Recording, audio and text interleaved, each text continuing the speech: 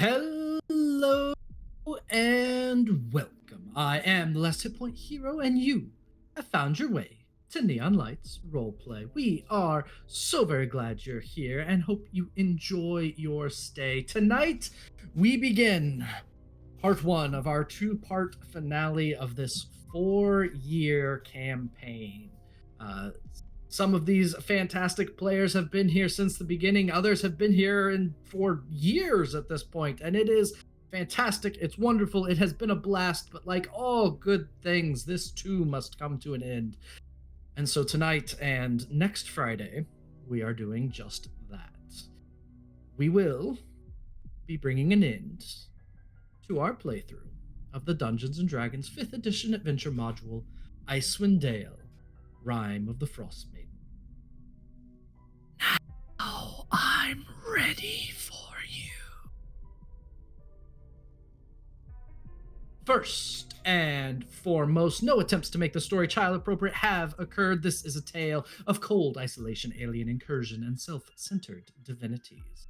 This actual play stream contains adult language, descriptions of violence and light gore, scary images, and generally speaking, a great deal of cold. Our players are here to warm the night. Safety tools are in place for the players, but you do not have such a luxury, so if at any point you feel uncomfortable or just not having fun, feel free to bounce out and bounce back in. We will still be here for the next 2 or 3 hours or so. But barring that, sit back, relax, keep all heads, hands, paws, and claws inside the stream. Click the Discord link that will spontaneously appear to join the wonderful world of Neon Lights Roleplay. In general, I guess there's just the rule of being good. That's it. That's the only rule. Good. As for our players, they will introduce themselves and their characters. We do not have any kind of special question for this evening, but I do have a tradition among my introductions. Important games, I don't pre-write them. So there's none of the goofy stuff. There's no random stuff. I don't pretend that I'm rolling randomly on a table just to give pre-generated responses. You know, this is where I really just take a moment and let the team know how I feel. It's important to me. It's something that I've done with every campaign that I've run and something I'll continue to do for a while. So beginning immediately below me, over the last 4 years, as I get to know Heck more and more, I'm continually impressed by her. She is someone that is pursuing a degree that impresses. She's carried a class load and a stream load that, quite frankly, is semi-inhuman, and maybe they're not human. I don't know. I've only, unfortunately, met them through the internet at this point. But Heck is an absolute gem, is a star that shines on any channel that has her. And I know I have enjoyed immensely. So, it's Heck. Stop. We're not supposed to cry at the beginning of the finale. Good God.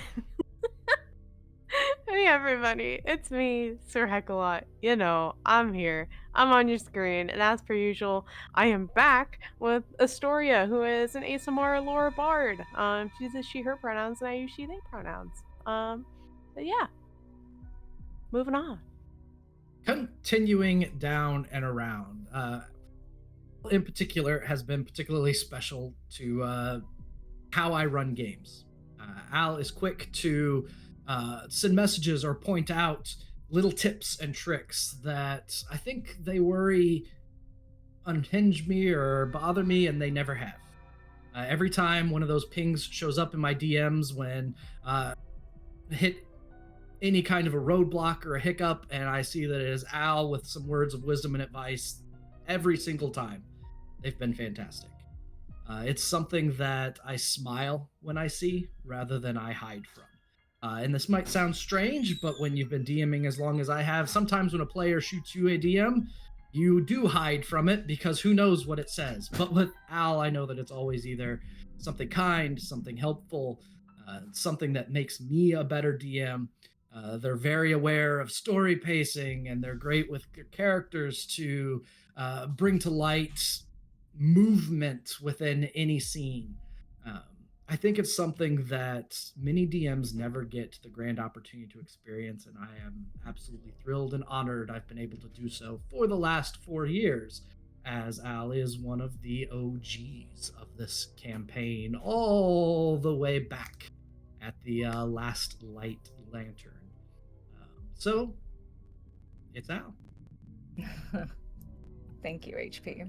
I'm Al. I use they, them pronouns, and I play one of our many bards, Mirth, our copper dragonborn, he, him. Looking forward to tonight. Absolutely. Continuing down and around, one of the things that I continually and will always appreciate about T is that there is a bit of wisdom or a factoid that absolutely no one had any clue existed until T chuckles, because he always does right before a little fact. I see there will be the small smile. He'll look down for a moment, look back up, and then they will share a bit of wisdom that none of us would know otherwise. There is a reality that is brought into this fantasy space by hearing about the underlayers of armor and why it really does matter when you're in the middle of a frosted, frozen wasteland. And just all these little bits and pieces that bring a grounding to campaigns and a grounding to adventures. It's something I have always appreciated and will always appreciate. T has also been one of the OGs of this campaign, Sir Brahm. Been here from the beginning, which has been an absolute treat and a pleasure, and I hope that we're in many, many games in the future. So, without any other rambling from me, it's... Hi, I'm T. I play Brahm. He's a human paladin. His pronouns are he, him. Mine are he, they. It's been four long years that I'm glad I was invited as a +1 to this little party. And feels strange being one of the only original members to still be here, but here I am. And I play my stuffy paladin who wears historically accurate armor, of course, because I couldn't live with anything less. Is D&D historical is another question entirely. And honestly, I would probably need to spend some time figuring out how historically accurate armor mixes with bronze dragon riding knights, which are, come from his country, but that's, again, a completely different story. So, without further ado, welcome to tonight and part 1 of our finale. Fantastic. And last but not least, Janie, you have probably one of the most wonderful and infectious smiles and grins of anyone I've played with. I absolutely adore looking up and seeing that something has made you smile or tickled a thought of one of the many beautiful ideas that you have of where your characters come from and what's been going on and what they've experienced. And then you just kind of chuckle and share that little story of what they've seen or what they know. And it comes from this brilliant place of joyful imagination that I absolutely adore seeing. And so it has been a treat. You came in a little bit later in the campaign, but at this point, later in the campaign means what? 14 months ago? I mean, I think that's probably when you got dropped off as a guest, and we decided to, bring you in long term. So, Janie, it has been a pleasure being in this game. I love that smile. I love the imagination that you bring to the backstories of your character, and just how it continually amazes me how wild May's life has been, and there is not a single May story that doesn't make me smile. So thank you so much for being here. And yeah, it's Janie. Hi, I'm Janie. I am May. I play May, she, they pronouns. And it's funny about that because May once did a curse on a group of people where nobody could smile or laugh for like 2 days. It was No.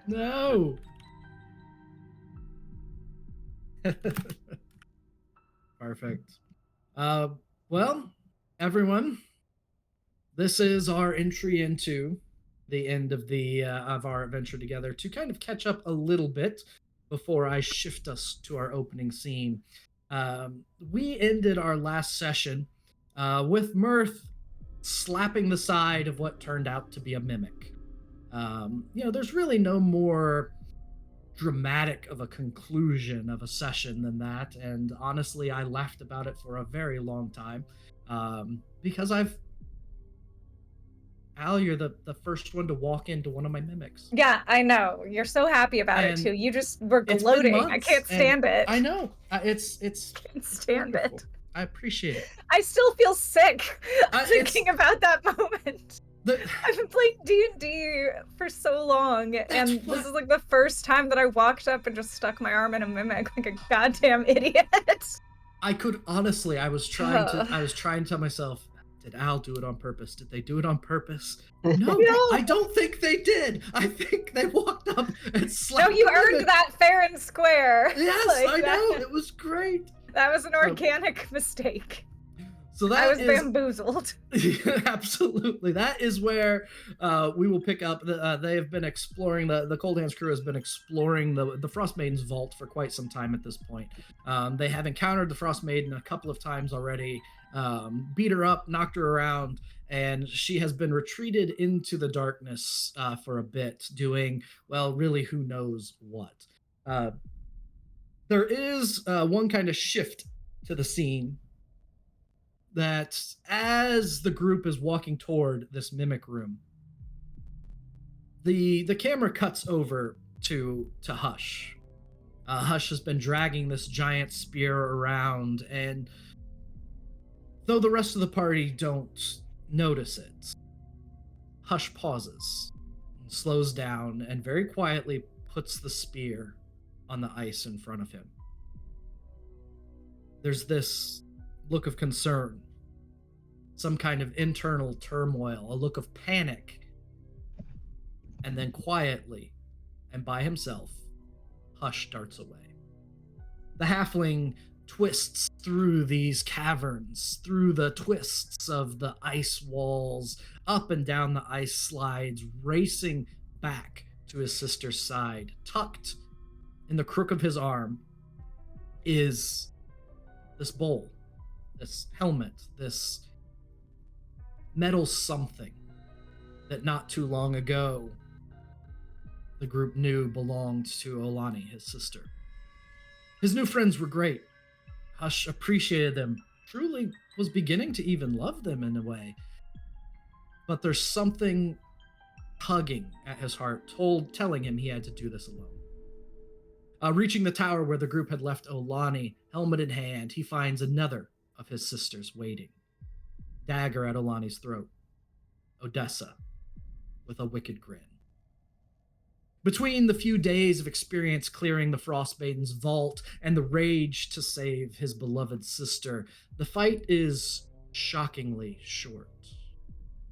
In the aftermath, Hush hands Olani the helmet that she had so needed, the reason for her coming to this vault to begin with. She smiles, thanks him, and the two enter the Netherese Tower. These, in their own way, vaults of magic, these monuments to the power of wizards and sorcerers long since deceased. With this helmet in hand, Olani uncovers what she has discovered, and she begins to cast a spell within the tower, using the simple bowl as a focus. She turns to her brother. There's only one way to be safe from our mother and sisters, Hush. We must be forgotten. Powered by this Netherese magics, these ripples pass through the vault. The air seems to bend. The light itself darkens and brightens in the wake of these energies. All of you walking into this room notice a ripple through the air. Notice a slightly brighter light, then dimmed. There's this disorientation, this confusion, this static that passes over you all. The ripple crosses the Icewind Dale. It goes down the Sword Coast, pushes across the entirety of Faerun, and the ramifications of this spell echo Magic at this scale rarely knows exceptions. But one exception was made. These new friends, these 4 helpers, while the halfling Hush, his sister Olani, everything about the Silent Sisters disappears from all of history. There's a single piece Wow. that remains for the friends. From here on out, all of you will find great comfort, a quiet joy that you cannot explain in moments of silence, while they too forget the halfling. There'll always be something special found when they hush.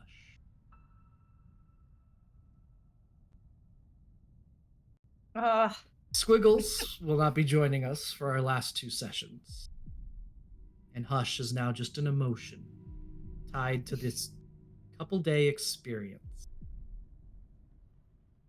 But as those ripples fade, all of you have a problem. Mirth is stuck to a mimic. Oh. And that's where we will begin.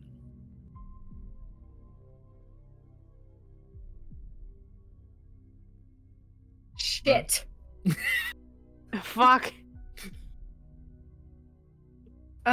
Guys. Oh! Not the sound effect. Oh my god. Oh god.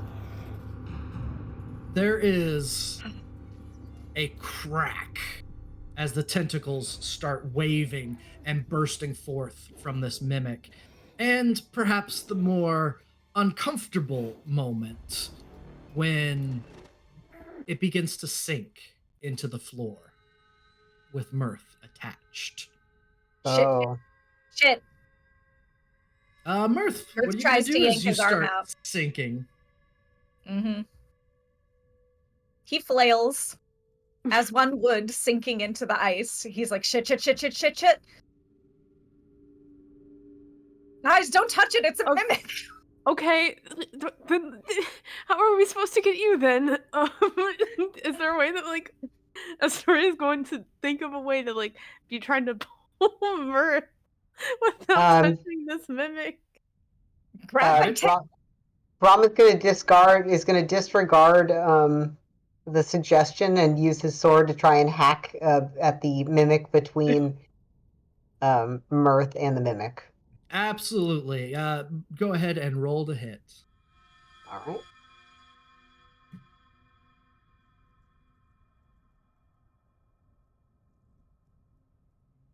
Take 1,000,000 years to load. Right. I get to go twice, right? We're only going to worry about the first one. Right. Okay. You got a 28 to hit. 28 will definitely hit. I get to go twice. I got a 28. Sorry.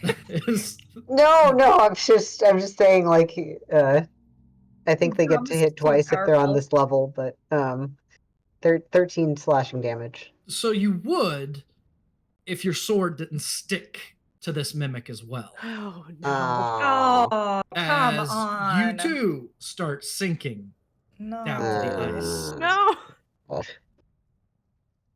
An action Radiant. from the other two. Can the mimic Yeah, it's like I look at May. It's like it just can the even mimic me understand now. us? I'm sorry? Can the mimic understand us? So far it's just roaring and flailing. I was asking just because I was going to try command. Oh, from that end of things, no, it will not be able to understand you.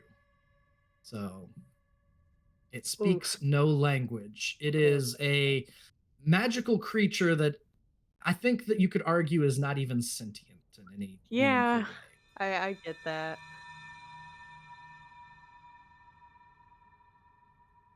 Astoria, I'll just have one action from the two of you. Decide what it is, and we'll see how this progresses. I want to try to pull and free Mirth without touching the mimic. All right, go ahead and give me a strength check. Okay. Oh no. Okay.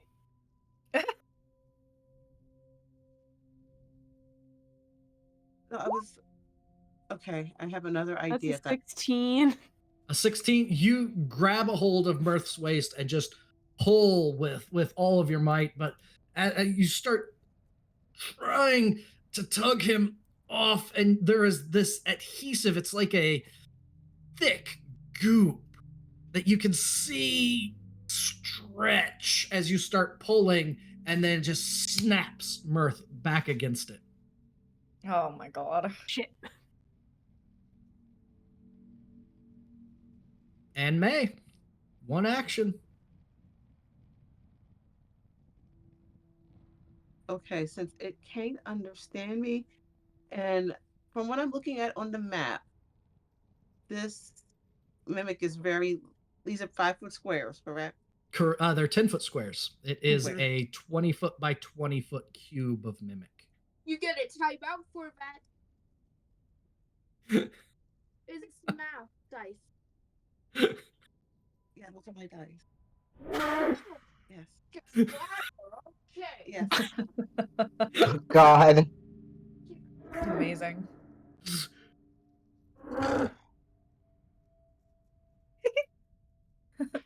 That was the best. Not me thinking that was audio. Sorry. That's fine. That was so cute. That was so funny. I was going to I was going to try Cloud of Daggers. So you can certainly cast Cloud of Daggers. Remember, Cloud of Daggers is stationary. And it might and your- endaggerify us. Your friends, two of your friends are attached to the mimic. Uh-huh. Okay, so I couldn't just like center it away from my friends. You can put a 5-foot cloud in it, above it. That would, if that's what you'd like to do, feel free. What is the damage on Cloud of Daggers? Because it is an auto damage when you cast it. Let me see. It depends on what level. And let me just cast. Where did you go? There. It should have casted.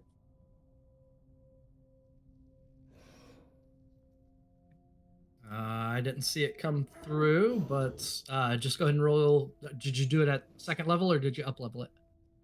Second level, so that was 7 damage. Oh, 7 44. damage. These daggers start spinning around the top of this mimic, just slashing at the bits and pieces of it, taking chunks off and, doing a little bit of injury to it as it continues to slide down, and the 20-foot tall stone disappears through the floor. Brahm and Mirth, who are attached to it, you get a sense of falling. Astoria, since you have a hold of Mirth, I will ask you, as this creature falls through the floor into this void, do you let go or do you hold on? Well, if it's still holding I'm on rolling a to... d20. Oh, no. Because it's gonna be like reflex or hold on. I don't know like what she would end up doing, so we're gonna roll a Absolutely. d20. We're gonna leave this the chance. HP, Oh, what was no. this mimic originally? When Yeah, I was they like- found it? It was I don't just remember. a stone altar, just this Oh. 20-foot stone Yeah. block. This was the least item-looking mimic ever. So yeah, it was just a massive black stone block. I see. No wonder we walked right into it. But yeah, I know. 10 or under, I'm gonna let go. Okay, 11 or above, hold on. sounds good. 13, I'm holding on. Okay. So May, you are the only one that is still on the ice above as you watch this mimic slide through the floor. The hole beneath it is just this dark void. The rest of you experience something familiar. Many weeks ago, when you were on the Frost Maiden's Island, you passed through a door and into a storm, and the storm led from one test to another test to another. And that same sense of cold and wind and biting blizzard overtakes you. And you feel like you are falling from a sky through a blizzard. Mm. The fall begins to slow until shit. there is a thump. And May, I'll get back to you in a Okay. moment.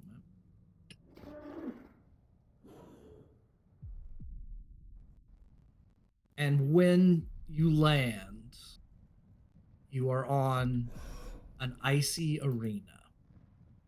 Oh. I'll talk more about it Okay. after I hear what May is going to do. May, you watch all of your friends fall through a black void. Can I Well- see how big the void is? Absolutely. You go up to the side and look down, and it looks like you are staring through a window into a blizzard. In the distance, you can see their shape gliding downward. Okay, can I remember we had the giant staff or whatever it was. A giant a spear, yeah. There's Spears. Yep. Could I like try to pole vault into the darkness to find my friends with the spear? Absolutely. You grab the spear, get a running start, and jump in after them. You have that same sensation of passing through a storm of a blizzard. And all of you land on an arena of ice somewhere else. Can I do the Marble Land like on the one knee? You have to. 100%. It's illegal not to land like that. May does the superhero landing. Yeah. As you look around, there are a couple things that are obvious and apparent. The floor is a sheet of ice. It is difficult to walk on. It causes you to slip and slide.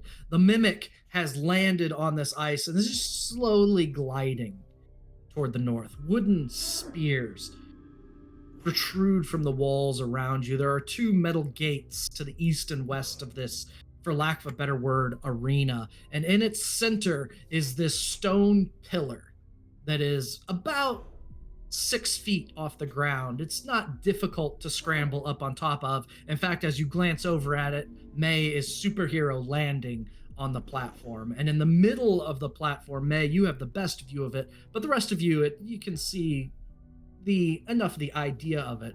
There's what looks like a giant crank, like what pulls an anchor up on a ship, that is apparently made of solid ice and looks like a rime-covered snowflake. To the north, there is a throne. And sitting in the throne is an 8-foot-tall, owl-like figure in a cloak. A figure you've met before, a figure you've seen before. Oral herself sits with her legs crossed, wing-like arms tapping on the arms of this throne of solid ice. And she looks down at the four of you. And this whisper invades your mind. I found something while you cleared my vault. She reaches next to her side and pulls out a single black sphere. Something somewhat familiar. Something that you remember from a cabin in the woods that awakened Warforged. That looks an awful lot like the mithril that you were seeking. A stone of immense power. Something that amplifies spells. Now, last problem. Probably be a good idea for you to roll initiative. Uh-huh. Wait, I have to clear the last one. I never clear the last one. Oh no. There we go. Click your icon, roll initiative, and we will deal with a mimic. All right.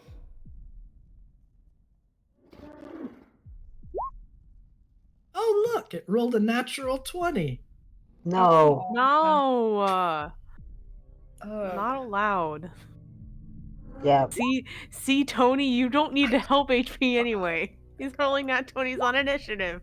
Yeah. It's homophobic of them. It's homophobic of the monster to roll so high. it really is. All right, and then let me roll maze and get that put in. And I will hit. That. May, you actually rolled a 12. You rolled a 12 for May. That is everyone. We'll put them in descending order. And as this creature settles and begins sliding in the ice, the three of you next to it can feel that the floor beneath you is a little tough to move on. So we'll see what effect that has here shortly. But until then, its pseudopods start flailing. One of them goes flying through the air toward, well, each of the three of you. Alright. So we'll start with Astoria. A 24 to hit. That's Yeah, a good, that'll you know. hit. We will go to Mirth for a 19. Yeah. And then we will go to Brahm for a 9. All right. That does not hit. So, Mirth, you take hmm some damage. That it's not rolling for me. That's fine. I'll just do that. Mirth, you take Astoria's first. You take 11. Okay. Mirth is second. You take 12. Yay. And then it's going to. All right, I've noted that. Astoria, it's your turn. Oh my god. Okay, I'm right here. Okay.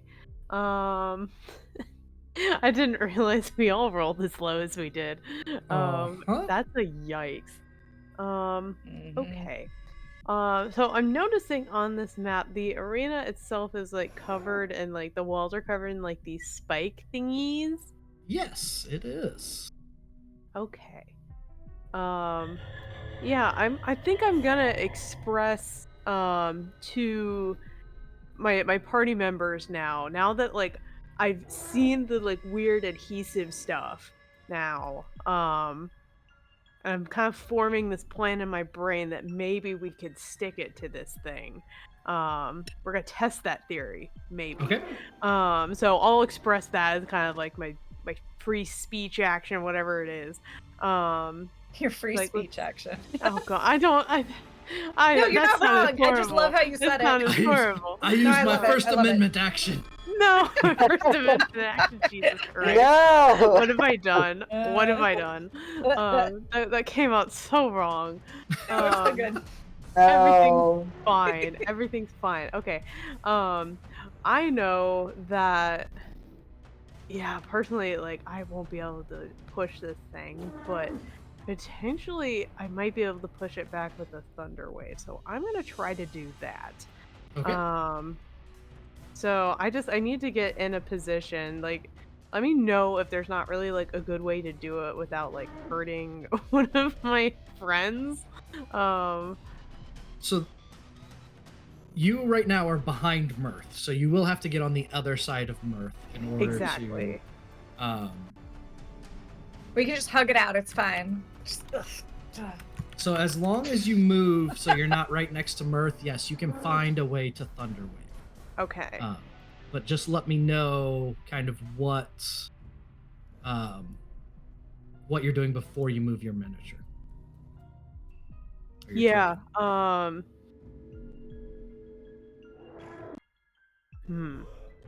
Yeah, because like the goal is just to like push it in the direction of like some of these spikes. So,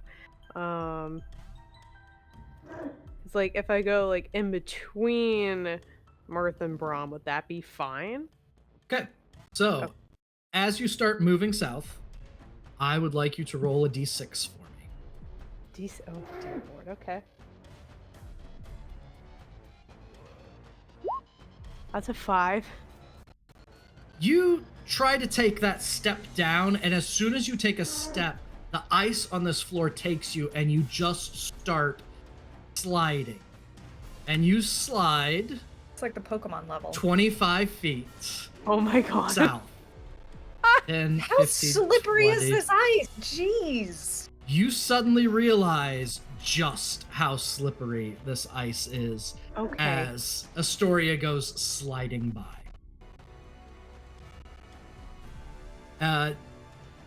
It takes you can sorry, no, that's it. That's your move action. Okay, that's my move action.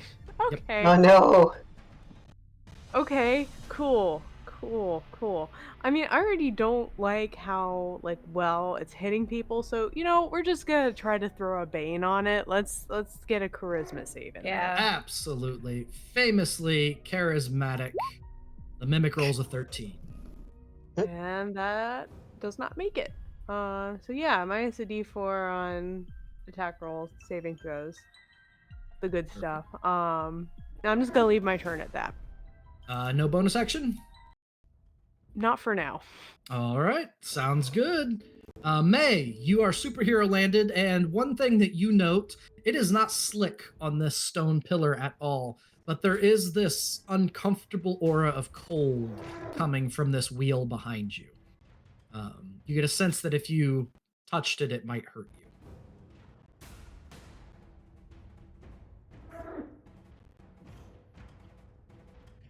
Other than that, it's your turn. Okay. And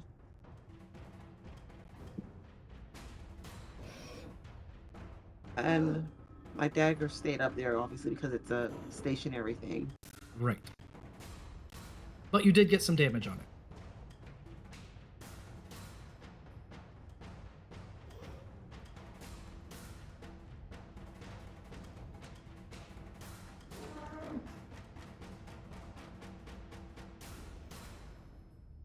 And since it can't understand me, I can't really mock it. So vicious mockery works whether it understands you or not. It just has to hear you, It just has to hear you. and you have to see it. Both of those qualify. Yep. Which I can do both right now. So I'm going to Yeah. vicious mockery this thing. Sounds good. That is a save from it of the wisdom sort. Of which Am it I- rolls a 9. Yeah, mine is Nice. 15. Yeah, that is a failure. I believe you're at 2d4s at this point. Yes, and I rolled max damage, so 8. Woohoo!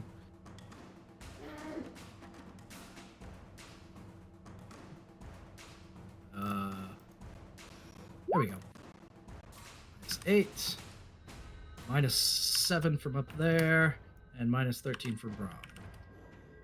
This thing is looking hurt. It's not in super danger yet, but you can see that the hard shell, this kind of almost obsidian-looking block that it was occupying, is beginning to crack along the surface.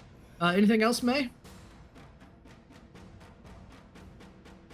I don't think I have anything. I'm not moving off of this thing, especially since I saw that everybody, is probably going to slip and slide on that ice. And I kind of don't want to slip and slide right now. That's good. So we will go to Brahm. Brahm, your sword was stuck to this mimic, but at the start of your turn, you're able to, you can rip it off the mimic. That's fine. All right. He's gonna go ahead and rip that off the mimic, and then he's going to do a couple of things. Let me see. He is going to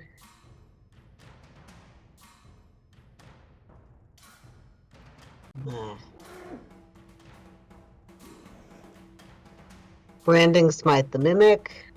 All right. You use your bonus action to cast Branding Smite. Your sword I'm begins also to gonna- glow. I'm also going to normal smite it. You can always wait till you hit for that one. Okay. Just telling you ahead of time. Absolutely. All right, I'm going to try hit it. 1, 2. That first one misses. The 11 misses, but the 20 connects. Your massive sword swings around, and as it catches, like the tip of it catches in this goo, and you lose some momentum, where you're able to pull it around the top of your head, swish again, and absolutely connect deeply with the mimic. All right, so let me On press an the emotional button. level. Yeah, like, so what's its star sign? God. Oh, I just realized I could have done something else. Oh well, who cares? He's gonna smite here, and I think I have to roll. So you can choose what level spell slot you use for smite. Okay. I'm gonna roll level 2 because I have several of these. I'm gonna use some for our boss lady also, but So that's going to be 3d8 radiant for your smite.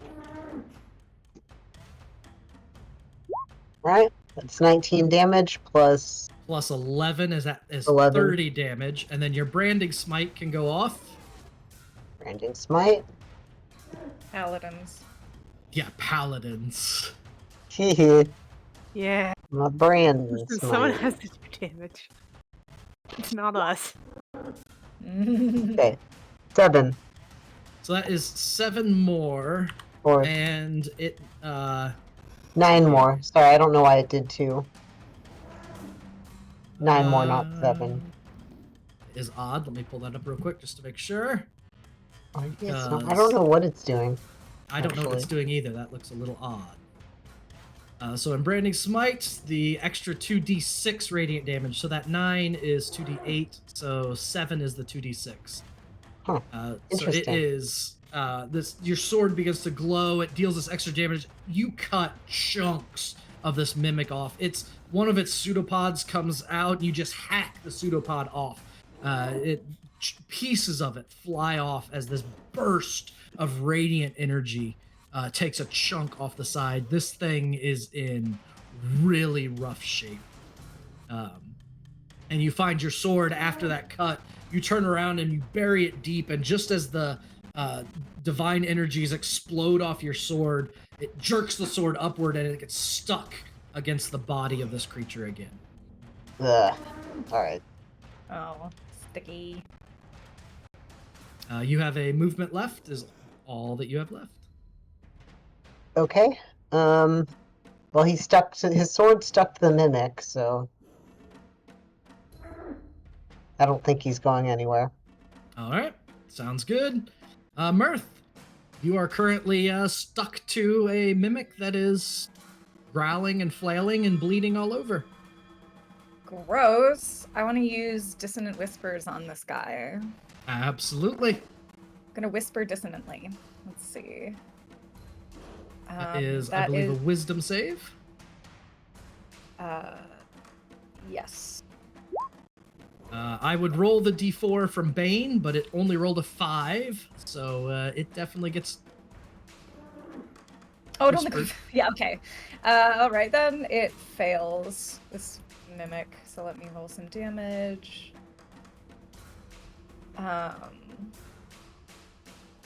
That's 16 damage. 16. This thing starts to just like cracks along its surface, start exuding this like orangish yellow ichor across the entirety of its body. You're currently stuck to it, but it is definitely terrified of you. Brahm is stuck to it as it tries to flee away from you. Oh no. So Brahm, Oh, that's you can. right. I forgot. You can let go of your sword if you want to, I want to. or you can be detach. drug along. Which would you prefer? Brom does not want to let go of his sword. He's gonna try and yank it out. All right, so you're going to slide along with it then, as it slides 5, 10, 15, 20 feet this direction. Tell me it slaps Bringing into the frickin' you spikes. And Ow. Mirth with it. Dang. We're on a Whoa. Bronco mimic right now. It is in terrible shape. The pseudopods are flailing. Ichor is just flying everywhere. The icy floor is getting covered with this somewhat sticky goo. The frost That maiden could be a good thing. up at her, it actually could be, up at her throne, looks at you all and goes, "How cute." And she slams a fist on the side of her throne. The entire arena shakes. And there is this crack that you can hear across the Oh, no. arena as two sections of the floor toward the south and to the west both break and begin to shatter. Oh. That's not good. It is the mimic's turn. It will start flailing with its pseudopods again. This time there's only 2 of you next to it. So first against Mirth, which is a 24 to hit for 6 damage. And then 2 against Brahm, who has hurt it severely. Does a 20 hit Brahm? I don't think it does currently. That's fantastic. 25 does, though, Yeah, it does. for 11 bludgeoning damage. Ouchies. And Mirth, for a lot of this, there has been this tooth-filled maw that has been in your face. But the mouth closes, and as the lips seal, you lose track of where the mouth is.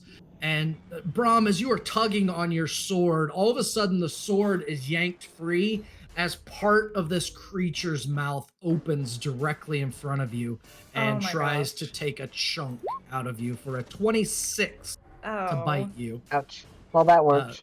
7 piercing and 7 acid, as you can feel this thing bite into your shoulder, pressing through parts of your armor. Well, what a jerk. Let's see. We will keep track of that for a future something. Astoria. Oh, no. Okay, yeah, I super don't like what just happened. Just based on the numbers, I don't think Bane would have done anything for those. So I was just like, I was keeping track of that. Oh, and I had yeah, to, like, sorry. No. It's mine's a D4, but like with how high those numbers are, I don't think it would have done anything. A Um, 25 but- might miss. Brahm, are you at 21 or 22? I have, 20, what do you mean? Your AC is Your it 21 or 22? 23. Oh, Okay, never so mind. I didn't realize your AC was that high. Holy neither shit. did Because I. he's a can man. It's So- a good thing sometimes. the 11 bludgeoning damage does not hit you because of Bane. And if Oh. we really want to get technical, because Vicious Mockery on the first attack would have been another D4 off. Oh. That's So it would have been Vicious 2d6 Mockery is disadvantage, so it would be Oh, disadvantage on Mirth. disadvantage. Okay. Sorry, it's tough to remember these things. Holy cow. Oh, it's The We're disadvantage gonna on- remind you. It's Nice. an 18. The 18 would have hit Mirth anyway. Okay. And then at 23, if I roll a 4, the bite misses you also. You know what? I don't want this responsibility. Astoria, it's your spell. Roll a d4. Okay, I'll roll the D4s for them. I'm okay with that. If you roll a 4, the bite misses also. Yeah, that's a lot of pressure. Go! Let's go. So, Hard All stuff. right. Brahm, We the just 7 finished the piercing damage. and 7 acid also are nullified as we remember Yes! abilities. Oh, thank God. I'm at full hit points, bitches. Let's Back to go. full hit points, and this mimic is just, it's so confused because in its mind it connected so well so many times, Good. and yet something didn't work bad. out. Shit, punk. Preventive care is the best medicine. Absolutely. Okay, vet. Wait, All do right. you feed your mimic kibble or wet food? Oh my god. No, I Must think this is consult with the vets. unfortunately a raw meat diet. I don't Astoria? recommend it, but you know. Anyway, Full on your Anyway. turn. my turn. I'm gonna go ahead and we're gonna throw a vicious mockery this way. Why not? Absolutely. Yeah, I'll look at this mimic and say, you'd think you'd be an egg mimic with how you're cracking. but I need a wisdom save, which is a 4. four, which Mirth laughs fails. hysterically, by the way, at your joke.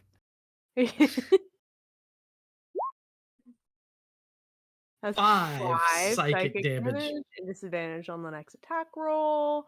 And how bad are you two over by the mimic looking? Oh, this will I'm affect fine. that answer before Oh. the two of you Okay. answer that.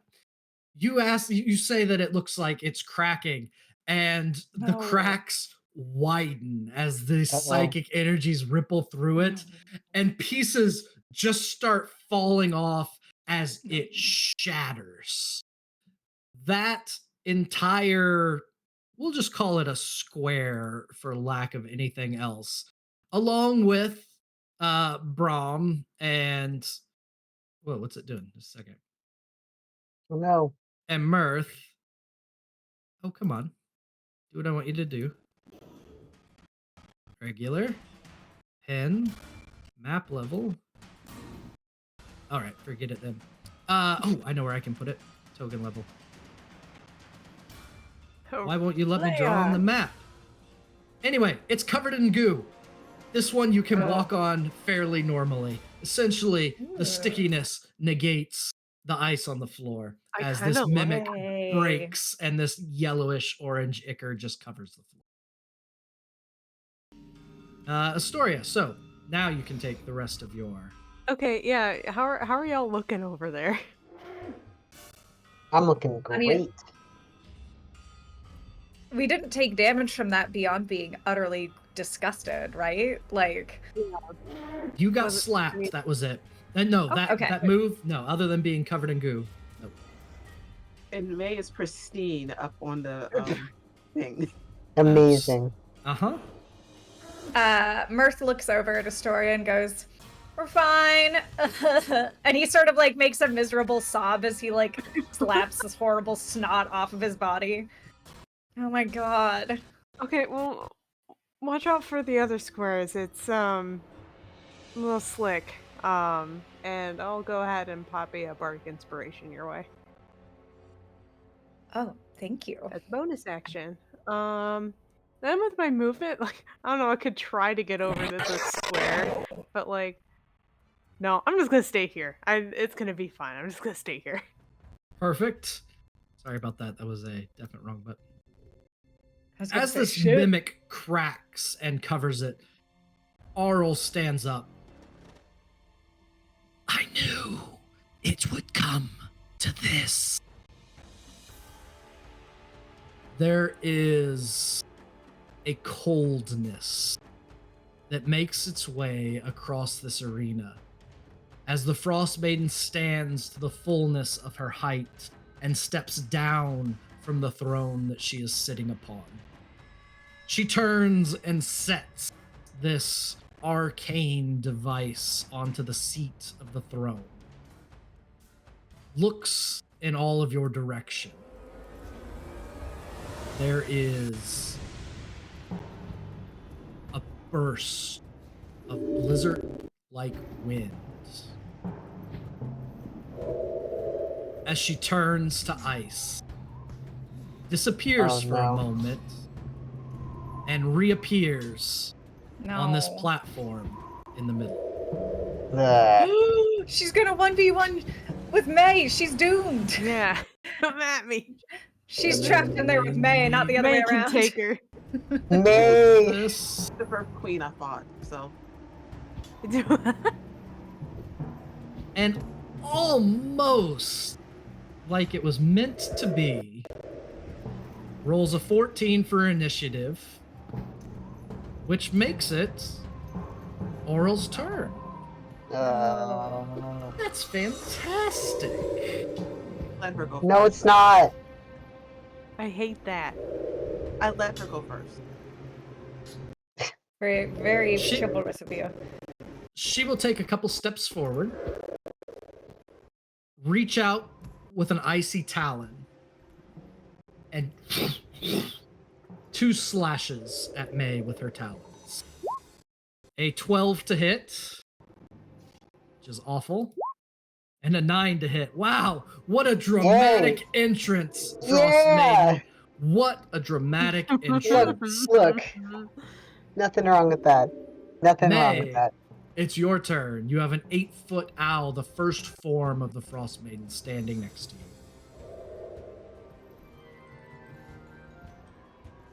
I guess I do. Right next to me, you say. Exactly. Exactly.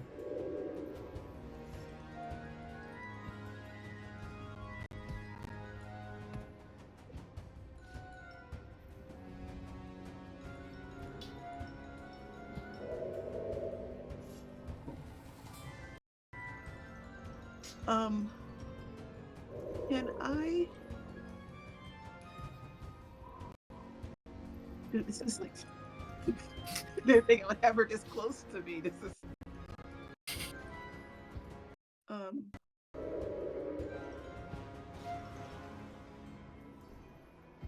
Like I can't polymorph her, right?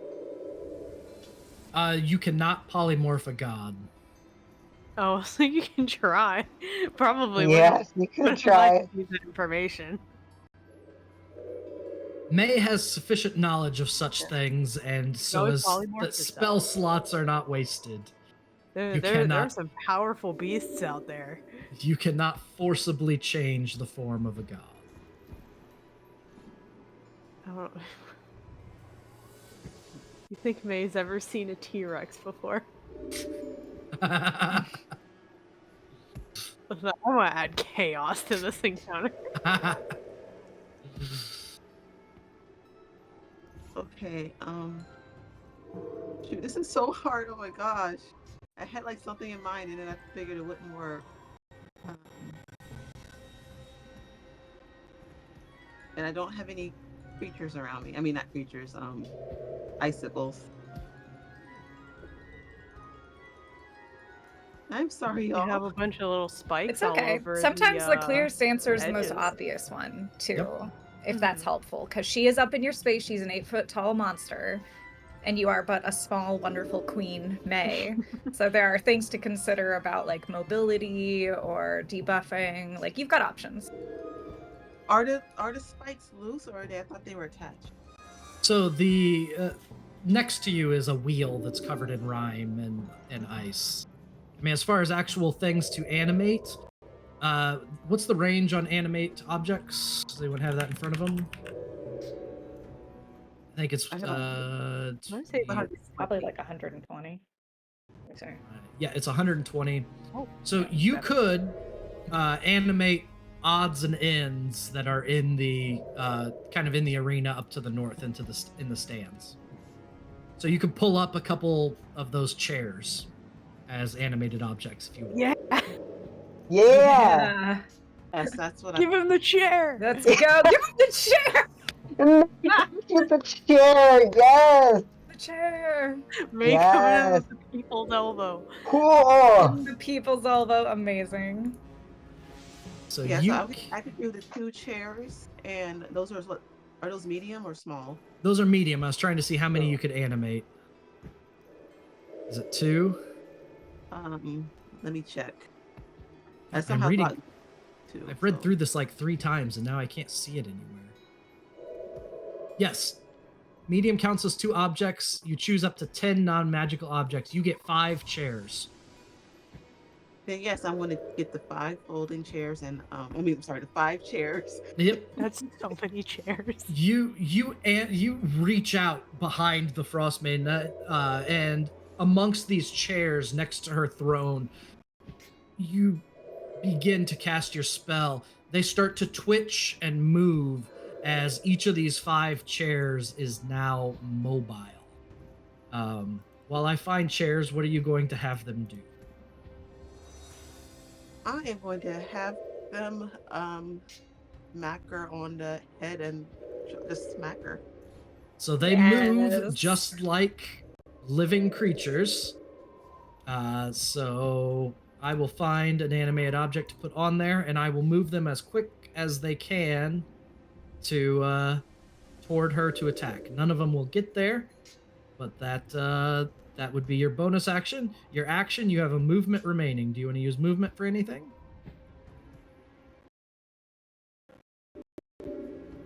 No, I'm just going to stare her down. All right, that is Good. definitely an option. Brom, it's your turn. Nice. Brahm's going to do a couple of things. He's going to do his swift action to cast haste on himself, Okay. because that is one of his class skills now. 'Cause now that he's an angry paladin. I am terrified. Yeah, go ahead. So I will just press the button to show you. Here he goes.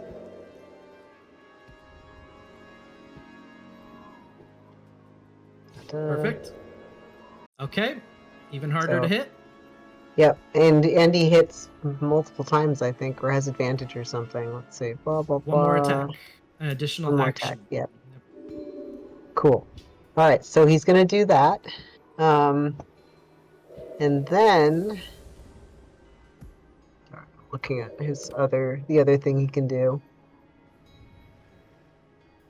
He's gonna do that. He's Okay. gonna move, and then he's gonna look directly at Aurel. So first, And- with moving, which Yes. direction are you moving? Tell me Towards the her. direction. All right, roll 1d6. Okay.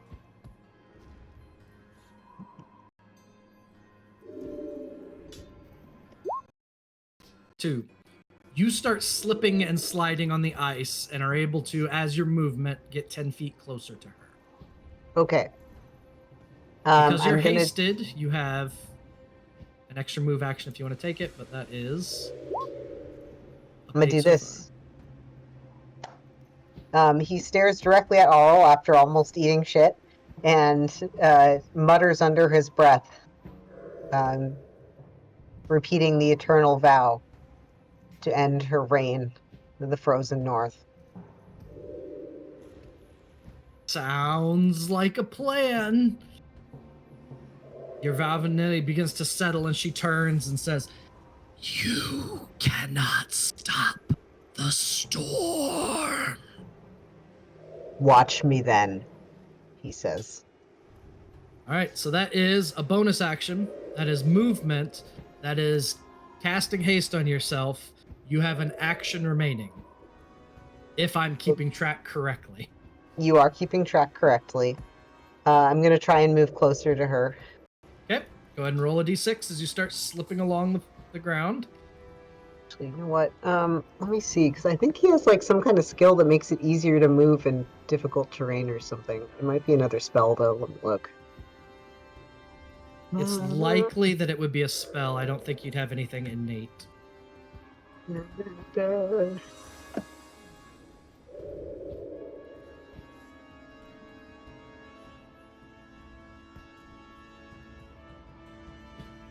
Ah, Probably- it's when it's only useful when she's running away. Let me see. Okay, Let me look.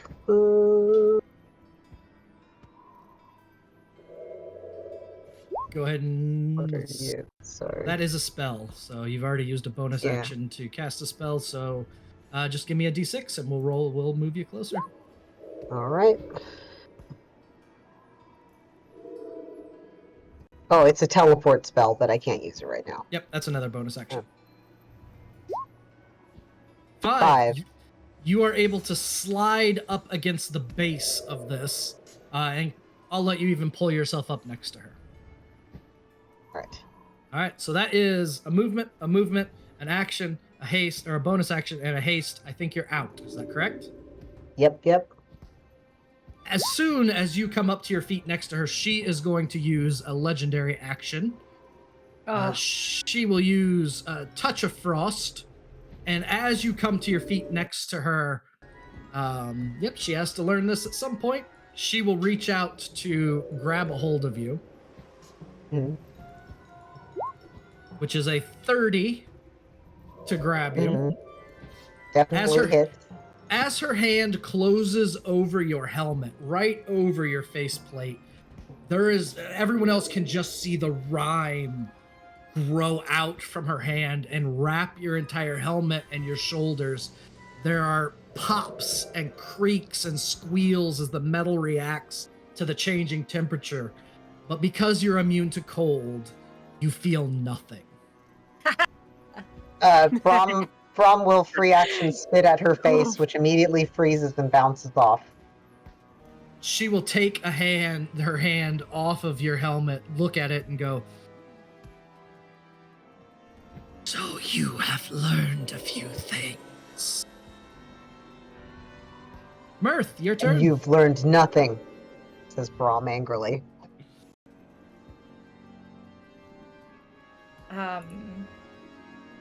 So Mirth saw the explosion of cold over Brom's helm, and there's this spike of fear in him. And then seeing Brom shrug that off and be like, "No, actually," Mirth is like, "Oh, thank God, somebody got some stuff under control here."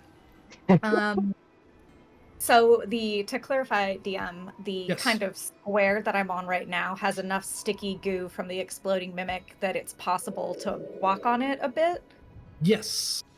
Okay. Mirth reaches into his bag with cold, numb fingertips and takes out an eyeshadow palette and quickly dabs some on to cast See Invisibility on himself so that he's able, because he's used to these powerful creatures being sneaky at this point. He's like, just got to get my makeup on, which is an action. It takes him a minute to get the wings. And then I think he is going to... I think what he'll do next, he's not going to go running toward the platform, I think. He's not eager to join the immediate proximity. But I think he is going to kind of... going to come a little closer. He's going to kind of tiptoe along the sticky stuff. And he's going to be reaching into his bag, feeling around for a certain null ray for next turn. Okay. Then I will end my turn. All right, sounds good. At the end of your turn, Aurel is going to take another legendary action. She will turn to Brom and say, "I will deal with you later."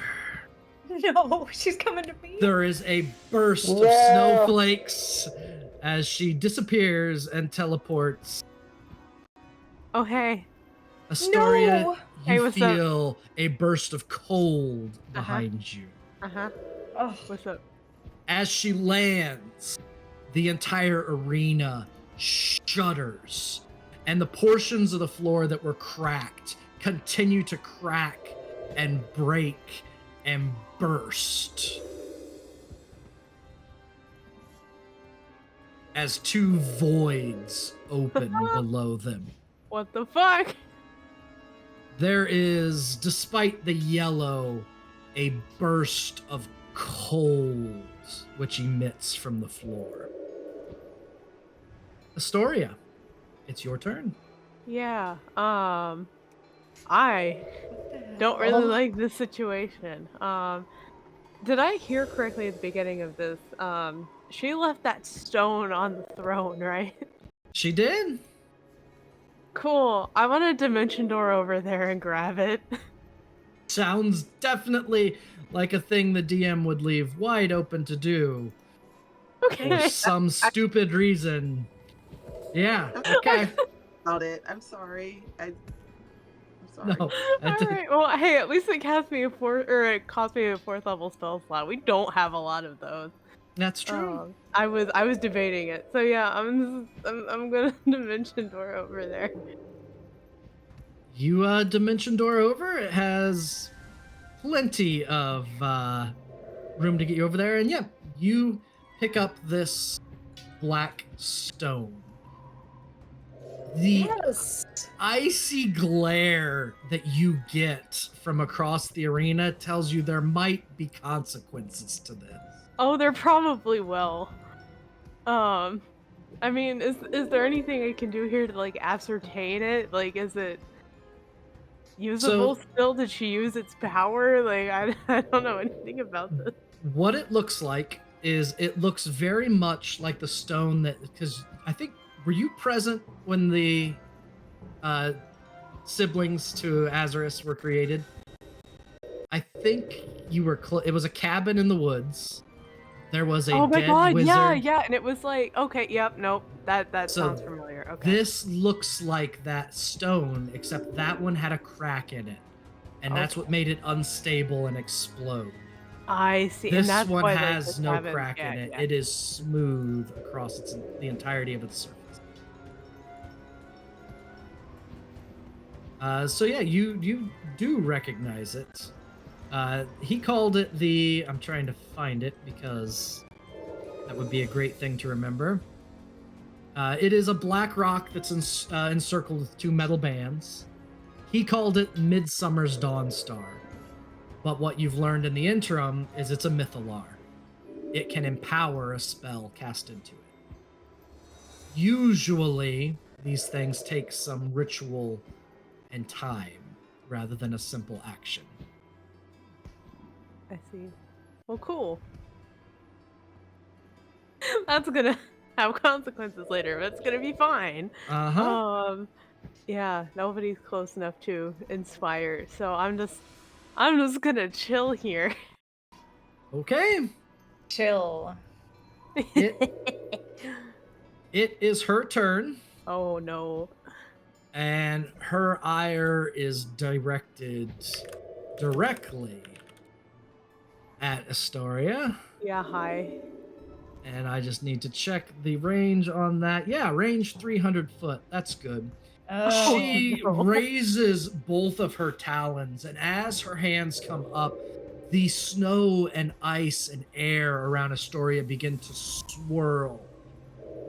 It rises past you. Your hair is blown up by this icy burst above you as these massive icicle crystals begin to form above you and fall as she casts Ice Storm centered on you Uh-oh. and you specifically as a 20-foot radius, 40-foot high cylinder of ice bursts. oh my god. I need a dexterity saving throw from Uh-huh. you. Okay. Hold on.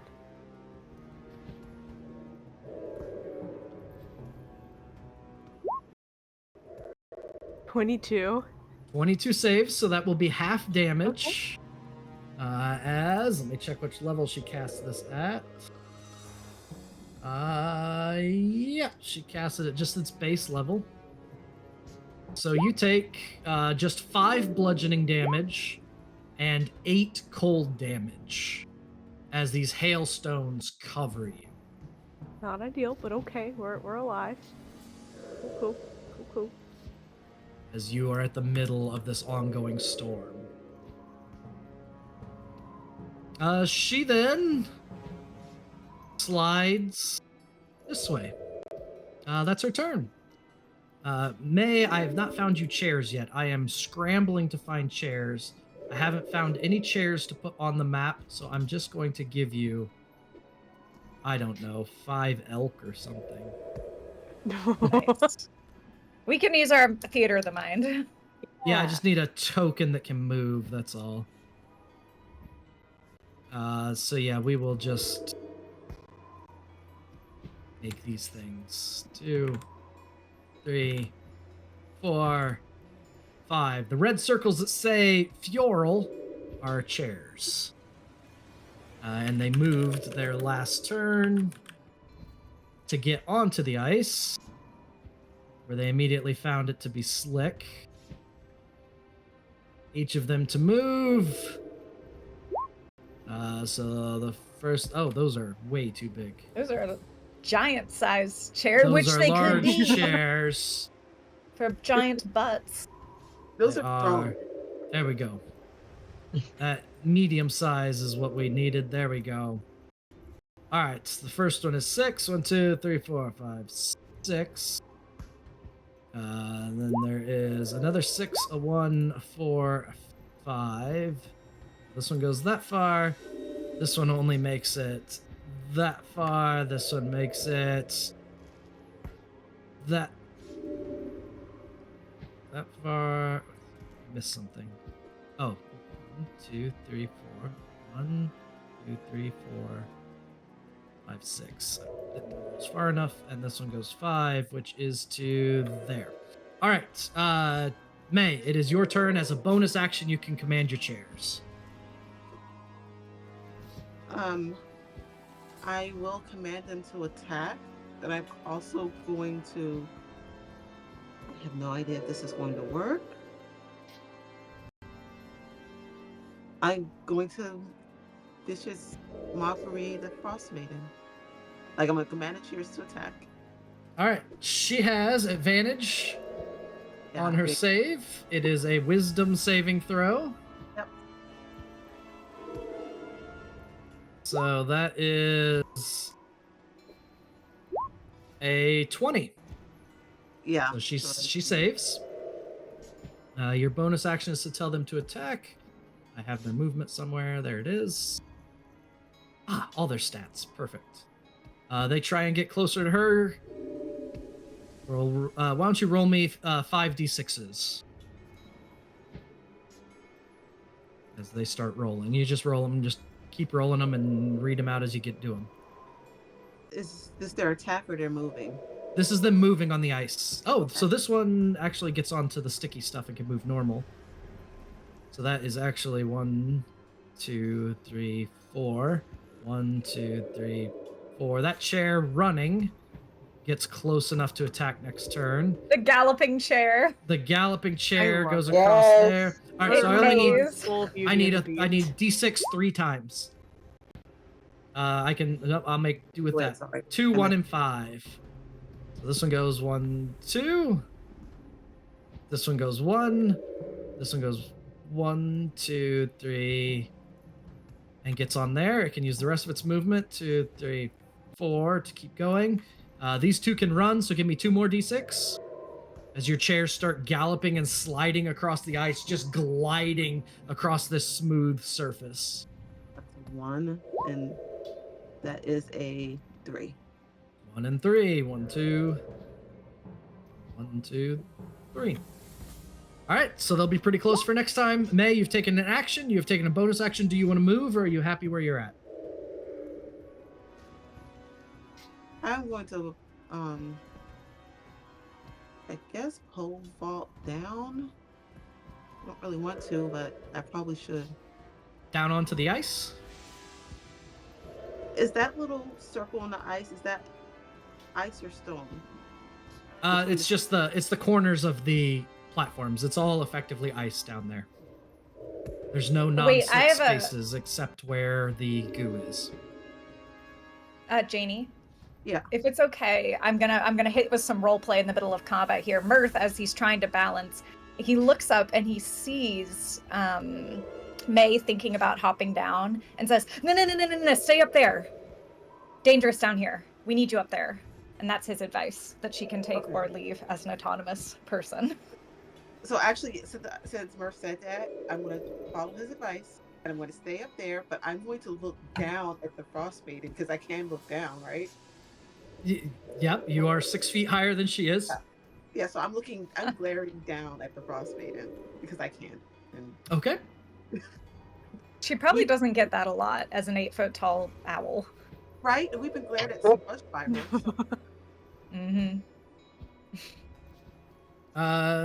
She will, May, at the end of your turn, Aro will take her legendary action to attack your chair that's right next to her. No. Because she doesn't have Not the moving as a legend. Oh, she has a teleport. Never mind. She is going to use her teleport to, the teleport will let her go. How far? The way you said that. Oh, wait. Anywhere she can see within 30 feet.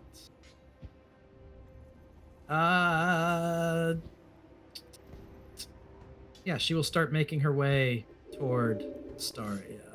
10, Uh-oh. 20. Making a way 30. downtown. No. There Walking is fast, a gliding faster. burst of snow as she disappears behind these things and stands there. Brom, you're up. Brahm is going to use his bonus action to cast Misty Step. Uh-huh. Screw you, Arl. Yes. He's going to move 30 feet to her, and he's going to try and bop her with 3 moves if he can, and smite and super smite her, please. All right, so a bonus Yes. action to do that. You are hasted right now. Yes, yes. So you And I want... have advantage on her, and I'm going to hit her with all the smites I can. So Divine Okay. Smite and Branding Smite. You put Branding Smite on your sword. A Sure do. 27 will definitely hit. What level smite do you want to use? 2. Level 2 is 3d8, so I have a 10, a 3d8, and then 2d6 for your first attack. Take that, Arl. Take all of that. 16 plus 8 is 24, plus 10 is 34 damage. Does that sound right? hmm The sword starts swinging, and Arl is not happy about it at all, as she tries to knock it away with her cloak and with her claw, but just catches a blade in the arm. Your second attack at a 23 also connects and does 12 more slashing damage, taking another cut, and your last at 24 also connects. And in just a series of attacks, you absolutely whittle down her health significantly. This isn't about revenge. It's about justice.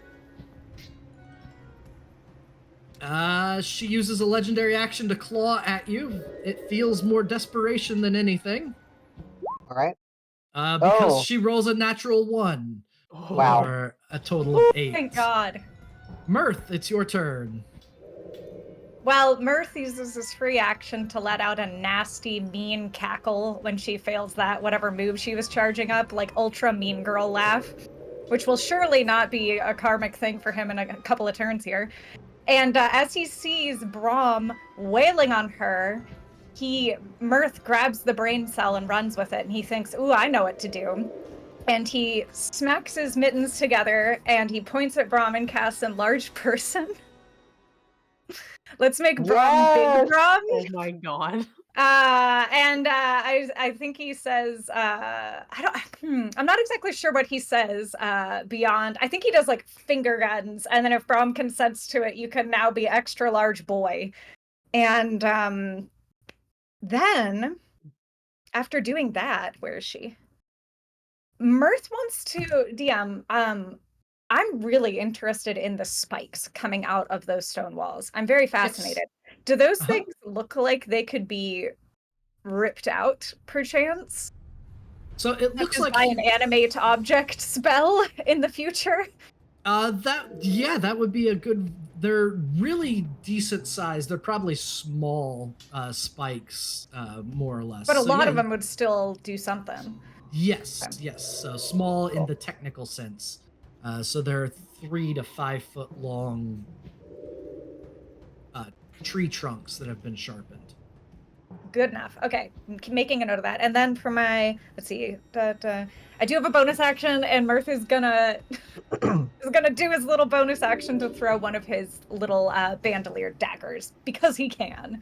Absolutely. So let me see if that even lands at all. Let's see. Oh yeah, I do 1d4 more damage. Let's go.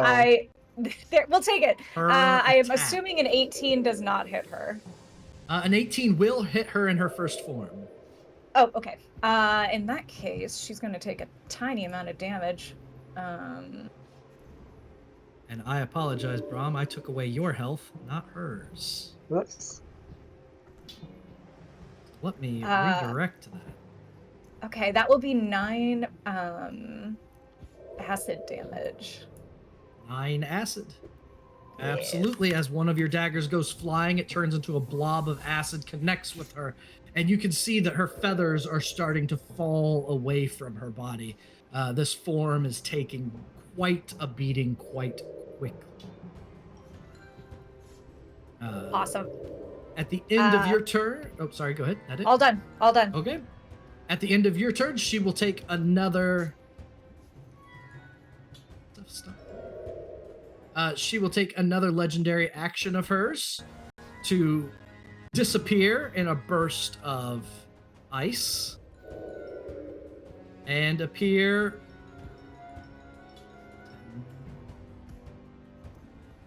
on the side of the platform here. She will then stomp the ground beneath this pillar as the floor cracks and breaks. Most problematically for where Brahm and Mirth and 3 chairs happen to be standing. Boo. I need a dexterity save from Brahm, dexterity save from Mirth, and 3 dexterity saves from the chairs. So I just need 3 d20s for the chairs. All right. Brom has advantage, but he got 2 10s. Okay. Take note of that. 19. 19 will save. You can throw yourself onto the ice. I need a d6 from you as you slide along the ice. Boo.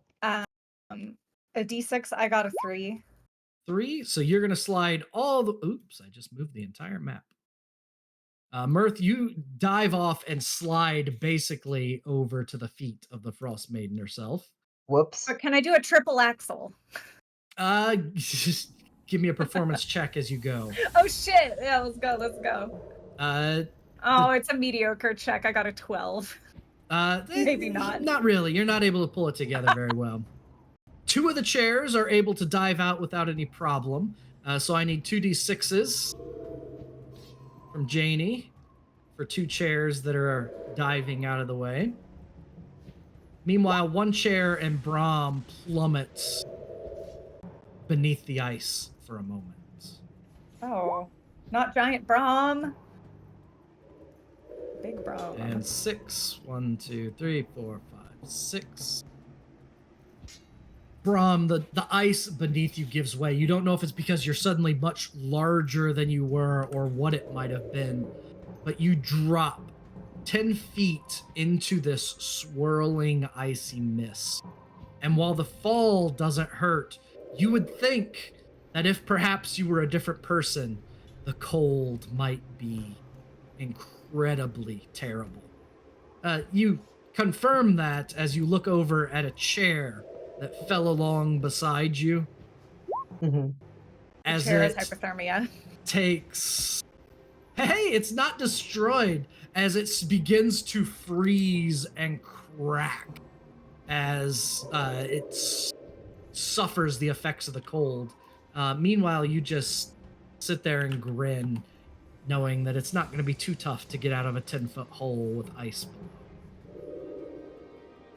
Or I can just try misstepping to her again. Yeah, you can do that. Yeah, that would be a thing. That would be an option for you. Astoria, you are up. Yeah, I should have asked this earlier, but Yeah. is Oral concentrating on this ice storm at all? Yeah, I believe she is. Yes. Okay, so she probably has to roll some concentration checks from the damage That's she took important. from. Yes. I forget about concentration I do too. all the time. We triple check the ice storm's concentration. I think it is. It might not be, but It's not. oh, never mind. Yes, Oh, it's this is- instantaneous. It's instantaneous, Okay. and it. Yep. So. Okay. All right, Yeah. then it won't matter after this turn, I guess. But I have. Yep. I don't know. I still want to get out of it.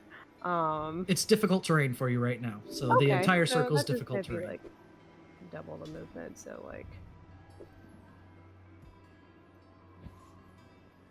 it's what 5, 10, 15, 20. And then I'm gonna stay there. Then I'm gonna use my action to just go ahead and bamf out my wings.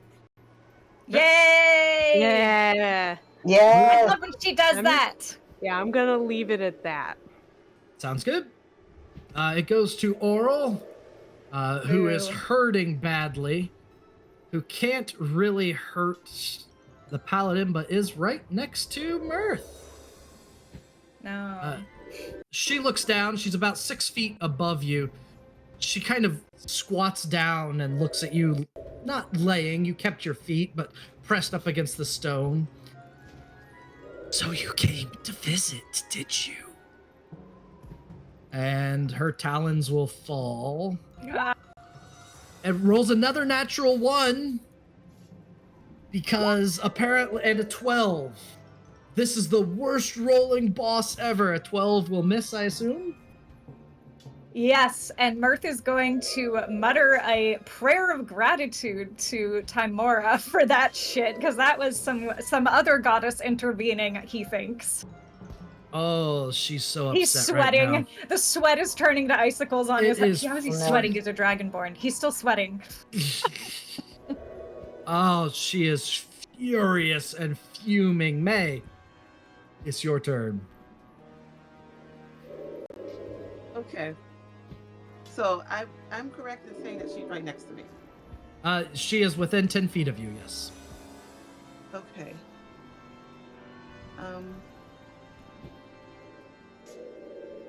You know, I could. Well, I know my chairs can't really do much anymore. They still can. All of them can still move toward her. They exist. They're just there. Okay, so they're still being ordered to attack, but I don't know if I can do this spell because I think it's concentration. It is, so no, I'm not going to be able to do that. Darn it. But I can dissonant whispers her. Yes, I you know may. it's a good thing, or I could try. So I want to try that for 3rd level. Is a wisdom saving throw from her. It's at advantage because she is a god. A 27 to save. Yeah. She will still take half damage, and she will not flee from you. That is 8 damage, 8 psychic damage. She's no queen. Not my queen, anyway. I'm the queen. And do I need to roll It's something okay. for my... I need, yes. So the one that's down below, I need a strength check as it tries to climb out. Okay. So just a d20. It has a modifier of 0 strength. This would be a good roll. No. Okay. Oh, not a good roll. A 3. Yeah. Brom, next to you, this chair that is covered in ice tries to scramble up the side of the wall, but it kind of looks like a dog scratching at a door. It's not really getting any grip to get up the side. Oh, Poor thing. And then I feel need bad for the chair now. 4d6s. So just roll that 4d6, and we'll move your other chairs toward the Frost Maiden. I feel really bad for those chairs. 4 little chairs. They've got 40 hit points. These things are pretty sturdy. Yeah, Yeah. but Oh my Not god, it reminds me of the fold-out chairs and the Charlie Brown Thanksgiving special that Mhm. Snoopy has to fight. 6 and 1, 2, 3, 4, 5. And then 5, or wait, 3 and 3, 3 and 3. So 1, 2, 3, 1, 2, 3. This one can run up right next to her without any problem. This one will be able to get up there without any problem, and then this one can get up there without any problem. One more d6 for the last one as it tries to skitter across the ice closer to her. All the others basically ran toward her using their action and their movement, but one needs one more d6. 5. 1, 2, 3, 4, 5. All right. Perfect. At the end, May, anything else? That is bonus action. That is action. Do you want to move? no. Okay. The Frostmane at the end of your turn will take a legendary action. Frustrated at missing Mirth so terribly, she is going to squat down and reach to try and grab your face. Oh, no. No bueno. Whose face is being grabbed? 20 to hit you. Me? Yes. This No. massive taloned hand wraps around Mm. Mirth's head, and all of you can see Mirth's scales begin to shift from their golden hue to a Can- blue. Can I I cut- don't like that. Can you cutting words it? Yeah, that's what I was thinking. It's like how far above, It's a spell attack. Rolled a 20. but like how far above AC is it? He only has a 14 AC, but it's Yeah, a so I'd D8, have to roll right? a 6 higher. Oh no, it'd be a yeah. 7 or higher. So It'd be a that'd 7 or higher. Yeah. So do you want I- to I have a wait till a potion in my closer bag. attack?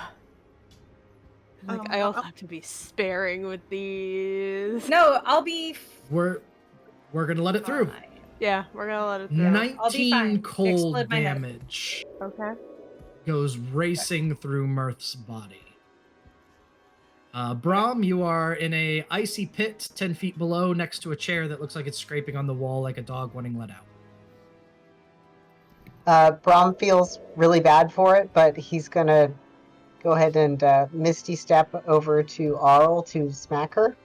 Okay, Yeah. you absolutely can do so. And he's gonna use as many of his frickin' smites and all of his bonuses to try and hit this lady. Okay. So, 1, 2. 12 will miss, 21 will hit, 15 will hit. All right, Ooh. and then I'm gonna use my last big old smite on her. What level? 2. 2, so that is going to be 3d8. Go. 13. And then your 15 hits, does 7 more slashing, and as you finish swinging the blade around, she again bursts like a detonated snowman into feathers and ice and snowflakes. There is a howl that echoes across this chamber, an absolute roar of hatred, of malice. The whisper is no more as that form breaks and fades. There is a moment of quiet before another burst of icy wind pushes through the room. It begins to swirl amongst that rubble at her the base of her throne. Those icicles on the ground form together, and rising from it is the massive crystalline form of the Frost Maiden of solid ice. From mother to true maiden, she is enraged. And that would be a good place to take a quick break. As we are going to, I probably ought to ping Foxy first to give Foxy a heads up. Oops. We kind of forgot. Look, she's Hey! got Sorry, Foxy. Foxy! A ping 2 to 3 minutes before would be wonderful. Yeah. Oops. Our bad. Foxy's always like, just let me know in advance, and we're like, we need to go to the What bathroom now. I could have done more damage. Oh well. That's all right. No, do it! No, the, Oh, wait, you, well, she you did just can't. confirm, so. I was going. She had 2 hit points left before your 7 finished off this. Yeah. round. Oh, So, okay, fair. Just pretend like she overkilled her. He was just like, Yeah. Brahm absolutely went nuts. Brahm was already nuts. Brahm was nuts when they were in her city. Now he's just like double nuts. This is how we're going to win, is by buffing Braum like Yeah. a super overpowered Pokemon. Like that is Mirth. That was Mirth in the brain cell. Mirth was like, I know what to do. Make Braum it- really good. Make Anger Brahm even more angy. Absolutely. Well, we are going to take a very brief break. Encourage everyone to get up, stretch, move around a bit. We will be back shortly, probably in 5 minutes or so, and see how much further through this final fight with the Frost Maiden we get, and how much more floor we can lose along the way. No. So, Nah. We don't Foxy, have if you'd much. be so kind, give us a few minutes. Hello and welcome back. Thank you for hanging around while we took a quick break. We are going to continue as Aurel takes shape into this 12-foot tall ice lady. We didn't cut to Brahm's face when this happened, but I am certain there was a gasp. But we will pick up with Brahm himself as, yeah, it is your turn, buddy. All right. From how far away are you, Arl? Haha! There's spikes up here. No, that measurement's not correct. Each square is 10 feet. Okay. You know what? Actually, I'm hasted. Can I hit her if I don't, like, go... Is she up high or something? So she is above the arena. There is a 10-foot wall of these wooden spikes that kind of creates this pit that everyone else is in. Or I guess it'd be 15, not 10. It'd have to be 15 tall that it surrounds this arena. So she is 15 feet above the floor of the arena. Okay. How about... What if I double move or try to towards her and then use my misstep to get up there? Okay. So you can move normally on the pillar, but as soon as you touch the ice, instead of your distance, you just roll a d6. All And go in a right. straight line that far. So I would Gonna try suggest it. perhaps running over here. Okay, let me see how far that is. 10 feet per 20. square. So it's like 20 feet. That's 20. I'm gonna look at his sheet to see how far he's supposed to be going, because I think 30, so 60 is his total. Okay.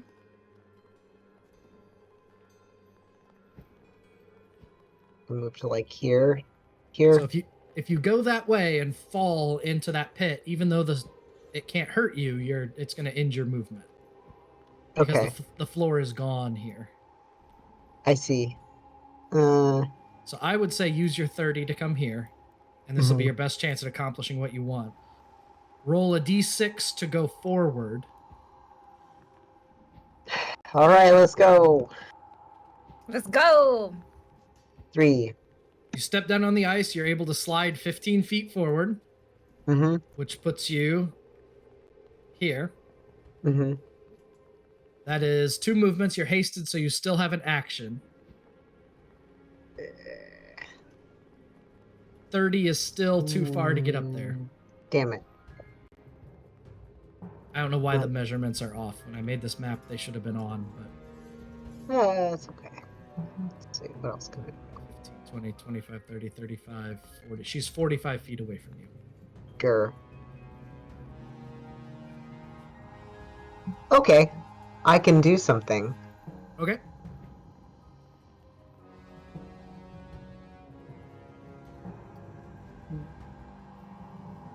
Sorry, I'm reading that. Reading what I can do.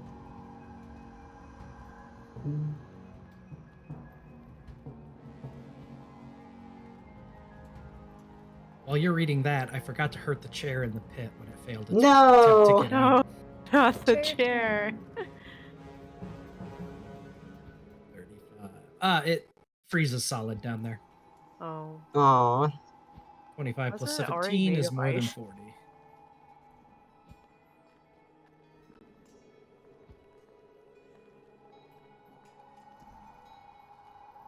Okay. He's gonna hunter's market her. Wait, does he go farther now that he's large? It does not affect your speed. Ah, darn. Mm. Okay, he's gonna hunter's mark her then. Okay. She has... So he does an extra 1d6 damage. Yeah.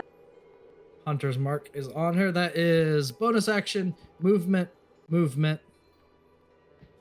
So Yeah, you I'm all done there. You still have an action left then. Oh. Okay, You can slide forward more so that you're ready for next turn, whatever you like. sure. Let's Okay, do that. Roll a d6.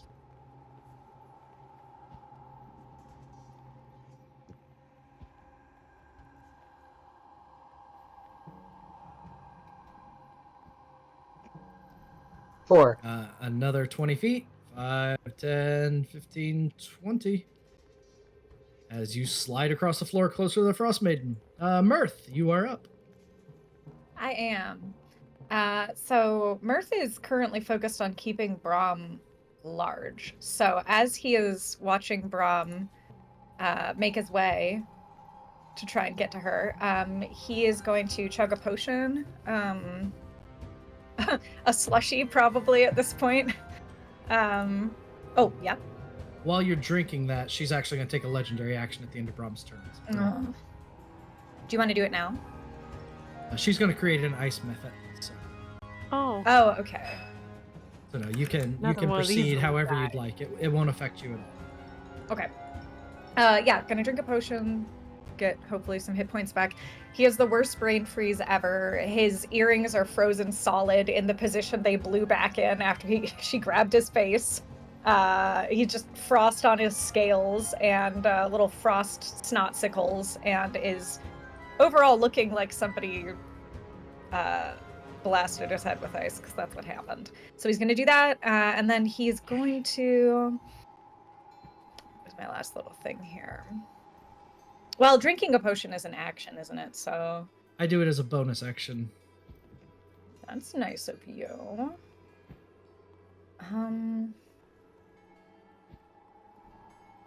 I think he's going to, while she's distracted, try and get himself back up onto that little platform as well. How difficult is it going to be to climb it?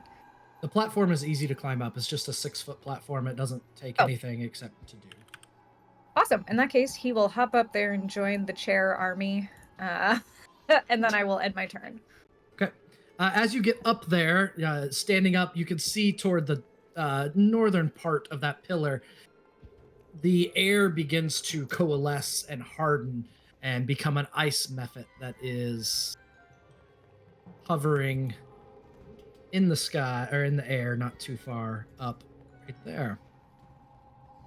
That is your turn. That is all 3 of her legendary actions to make an ice method out of turn. And then something happens. Arl looks at all of you, and just this piercing scream blasts out of her. She is furious at this situation. And when she does that, the entire arena shakes. What? And another section breaks. Oh man. Brahm, I need a dexterity saving throw from you as the floor releases below you. Okay, I have advantage. 21. Okay. 21 will succeed. You can't. Oh. This seems harsh. I will give you the choice. You can either run back towards your friends and end up on this corner of this one, or you can run and jump into the spike wall. You will most likely take some damage as you slam against it, but you'll be holding on to it and can climb up on your next turn. Brahm's gonna grit his teeth and lunge against the spike and start running and jump onto that spike wall. Absolutely. Yeah. You throw yourself against that spike wall, and you can feel, even though there's enough of these tree-like pillars to hold on to, some of them are sharpened so much that you can feel them push through in between creases in your armor, and you take 16 piercing damage as you slam full force with your massive body against those spikes. It is Aural's turn. Uh-oh. She will look down at you in your massive form, trying so desperately to get to her. And she will say, so you want to be closer. She will lift one hand, and an ice crystal will form in her hand. And when she releases it, it will float away from her, hovering in the sky. There is a flash of light, and I need a charisma saving throw from Brahm. All right. Is this a think- feature? I think What he is might it? have advantage. It is, for lack of a better 22. description, it is an action. Okay. All right, you got a 22? 22. Yep. You can feel yourself be drawn to this floating crystal, but you exert the full power of the force of your will against it, and the crystal shatters in midair. That is Nice. disappointing. Astoria, it's your turn. Oh my god. She's so close. I'm so scared. Oh yeah, and she would move right next to you, Astoria. So Of course she would. Of course. she wouldn't let you take off. Yeah, I don't super like that. There aren't too many things I can do to move her away, but I'm gonna go ahead and do them, I guess. Yeah, you know what? Let's go ahead and do a thunder wave, and we're gonna do it at like 3rd level. That sounds Sure. good. I need a Is con save. Constitution save. This is a magical ability, so she has advantage. Of course. That is a natural 20 for a 29. Yeah, no, that makes it. She's gonna take half damage, I guess. Sure. At least it's some damage. Half the Yeah. 17. It is 8 damage. She doesn't seem particularly bothered by that. No, I don't think so either. I'm just gonna say, Prom, help! I can give Oh you no! inspiration. He's trying. Good. Wait, how Okay. far are you from her? I'm right there with you. I'm right there. What do you need help with? Oh, I just she's about to hit me probably, but it's Just in fine. general. Just in general. Who knows what I need help with? He does have Aura of Protection, so you get a bonus to Oh, your. hey, that's good Whenever to a know. friendly creature makes a saving throw, the creature gains a bonus saving throw equal to your charisma modifier, which Brom is a beautiful, beautiful boy. He's got that 1+, so you The can take that. Boy. Yeah, He also that's me. blah blah blah. He can also opportunity attack her if she tries to attack Astoria. Yay. Okay, well that is going to be relevant because at the end of Astoria's turn, Aura is going to take a legendary action. And actually, with you clinging to these until you're up on the same level, you're not really in opportunity attack position. At the Ew. moment. Aurel is going to turn, look down at Astoria, and raise one hand. She's going to close her fist, and when she does, ice spikes will burst from her fist as she swings this ice morning star down Where- at Astoria's Uh-huh. head. Cutting Uh-huh. words. 24 to hit. I don't think cutting words can even touch that. That would be Okay, a fine. How about just lot. normal words? You can use as many normal words as you would like. You frigid As- bitch. 6 piercing damage and 10 cold damage course through Okay. Astoria's body. Okay, I'm still alive. I'm looking rough, y'all, but I'm still alive. Oh no. I need to update this on Roll20. I haven't been doing that. Yeah, I thought you were finesies. Definitely No, update I'm your not Roll20 because I Finesies. look at I'm those. so opposite. I've just been doing it on D&D Beyond, and that's my bad. Oh, okay. Yeah, down to about a quarter health, it seems. Yeah. May, it's your fine. turn.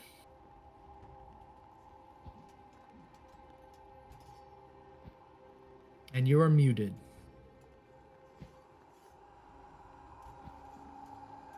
Can I pick my chairs up?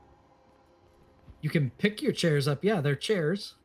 Yeah, I want to pick them up and dimension door to next to Astoria. Okay. You collect your chairs.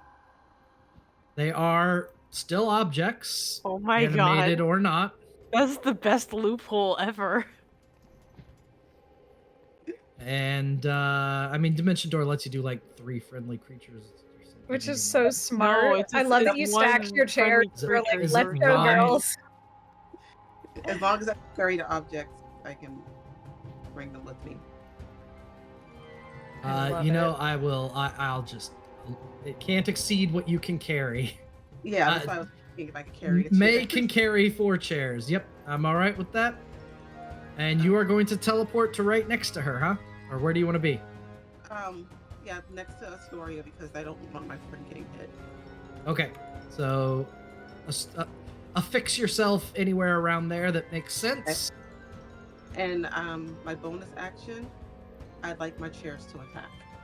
The chairs would pop into existence back on the platform, scramble over the top of their inert compatriots, and start bashing into the side of the Frost Maiden. So I have that open here. They are +5 to hit, 2d6 +1. So go ahead and start rolling me 4 attacks, each one with +5. Okay, 1. They're medium, right? They are medium, yep. Okay, there's 1. 16. 16's exactly enough. An 18. 18 will do it. Okay. Come on, medium. Where are you? Let me clear this. Please be another good one. No. 12. 12 misses. It's okay. Try it as hardest. And a 22. 22 will hit.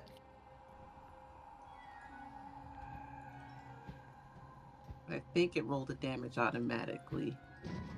It does. Yes.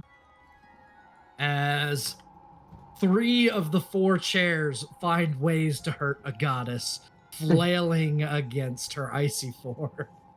Can I say the other one I'm just sitting in? The other one broke, so you've just. Oh. Okay. Oh yeah, the one that didn't hit. Yeah, it's because you Yeah. sat down in it. Absolutely. Before Brahm takes his turn, the Frost Maiden will take one of her own as a legendary action. And let's see.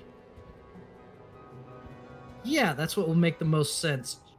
Her icy form is going to her entire body gets covered with these icicles that start to grow longer and longer. When they're each about a foot long, they blast outward. And each creature within 30 feet takes 2d8 piercing damage as these Ow. icicles burst out. So All right. everyone next to her except for Brahm, who is halfway down the wall, takes 5 piercing damage. Okay. Ouch. And I will add health to the chairs. Because I am counting up to 40 for them, because it's easier Sorry, I than changing their missed that. value. You said I take damage? 5 piercing damage. Did she resist bludgeoning or anything? Come on! You're a goddess getting hit by chairs! I know. Brahm, It's gonna be your so turn. great if this is how she goes out, just being bludgeoned by chairs. By bards. Paladin. I think what we will do is go through to her turn again, and that will probably be it for this evening. We'll break off since we have another night to finish the fight. So Brahm, go ahead. All right. Brahm is going to.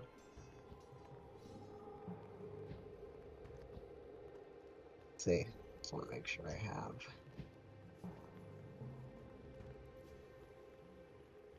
Yep. All right. Brahm is going to Misty Step next to her. You can finish climbing up if you want to. Okay. Without I'll having just to finish Misty climbing Step. up then. Okay. Yep. And then I'm going It's gonna to hurt. hit her many times with advantage and also doing 1d6 and 1d4 more damage each time I hit. Okay. And also I'm going to smite her. How many it's only... smites do you have left? I have a lot of branding smites, but I don't have any more of the super duper smites, sadly. Well, wait, so I the can use the super- first level. So the Hmm? super duper smites and the branding smites both use spell slots. Yes, they do. So you've already branding smited twice and super smited twice. So you've used up 4 spell slots. Yep, sure have. So I don't know how many you have so left. I don't have any more level 2s, Okay. but I do have 2 more level... Sorry, I don't have any more level 3s, but I do have level 2. Okay. Oh no, I was doing that wrong. Wow, I'm stupid. Let me look at this again. I have 2 more. I have 1 more. Never mind. I lied to you. Okay. I have 1 more branding smite. And I have 2 more of the other smite. So you have 3 level 1 slots left. I have 1 level 2 and 2 level 1. Okay. And no 1 level 3, which I didn't realize was level 3. I thought it was level 2 because I misread it. Okay, so you have a level 3, a level 2, and 2 level 1s. Yes, So you I'm have going to use them on her. Eight total spell slots. Yes, Okay. I'm gonna use Makes them sense. on her. Okay, so Uh, 17 hits. All right, I have advantage. Okay, 28 hits too. So all of your attacks are gonna hit. All right. Each one does 1d4 additional damage, so I will roll for those. Okay. So we're gonna do the basic damage first. Minus 11, minus 16, minus 13. Ease. 3d6 for the other one. That's additional, and then the branding smite. Minus 8 for that. That is a level 2 smite for 15 Level 2 damage. smite. Those are all done. And then your branding smite is 2d6. Yep, then branding smite. And she's glowing. There. Absolutely glowing. There we go. More. So, to summarize, 15, 30, 38, 51, 67, 78. 78 damage that round of combat, Brom? Yes. Oh, paladins. Oh. Do we beat the whole boss? Do we win the whole game? No, she's still standing, but she's not happy about it. Nice. Good job, Brom. Good you're- boy. One way or another, you're Jumping done. like a big dog. The ice method is just gonna go, mistress! I 10, like how 15, it was 20, I love him. 50. Fine. I don't think it can go that far. No. Work the ice method. It can only fly 30. Oh no. It looks around frantically and it sees Mirth over here by himself No. and just No, it's fine. darts over to Mirth and actually stops 10 feet above you, looks down, and just blasts you with cold air. I need a dexterity saving throw, please. All right. This is very bad 17. sidekick from Anastasia coded. 17 passes. That's for real. You take half damage, so you take 1 cold damage as the All right. Furious Ice method blasts you with a cone of slightly uncomfortably below room temperature. He tried. Oh, it Oh. tried so hard. Mirth, go ahead. I just I realized, love it. Brom, you can stay big for a minute. Mirth. Yeah. That would be Feels a the- warm method, right? Not an ice method. Yes, it's definitely a tepid method. Tepid method. Tepid method. Lukewarm. Mirth takes out the null ray gun with a manic gleam in his eye, and he thinks to himself, yes, target practice, and he's gonna take aim at the little method above and see if the sucker has any charge left. I wrote down what you advised me on this, so let me know if any of this has changed, but it looks like it's at disadvantage. Huh? It's a +5 to hit, but it is at disadvantage with Uh-huh. this sucker. And it looks like in the past he used 3 out of question mark ammunition, was what I wrote down. Right. So we don't even know if it has ammunition or not, but we're gonna try it. Is that okay? Absolutely. I also don't know how to work it, which is relevant. Right, and that's why That's why it's that's why it's a disadvantage. at disadvantage. That's what it's okay. I was like, great. I should also be clear. I don't know how to make it fire. Okay. Come on. Yes. Okay, please. Well, baby, yes. That is a dirty 20. A dirty 20 will hit a flying Yes! ice method. Yes. Even though it's just a Good. method. Yes. What does it do? It does. I'm trying to get to it now. Oh, sorry. Yeah, this no, is like that's all right. 5,000. This is literally like 2 years ago at this point.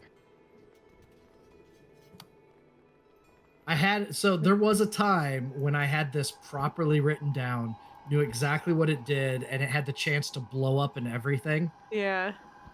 Thanks, then- Mike. And then, like, over time is just kind of, I don't remember what happens. Almost there. I can send you what I wrote down, but you probably have more accurate records than. Yeah, I just have to find it in my notes, and I'm in the right spot, so. Hold, please. Sure. Treasure, laser rifle. 3d8, if you would. I will.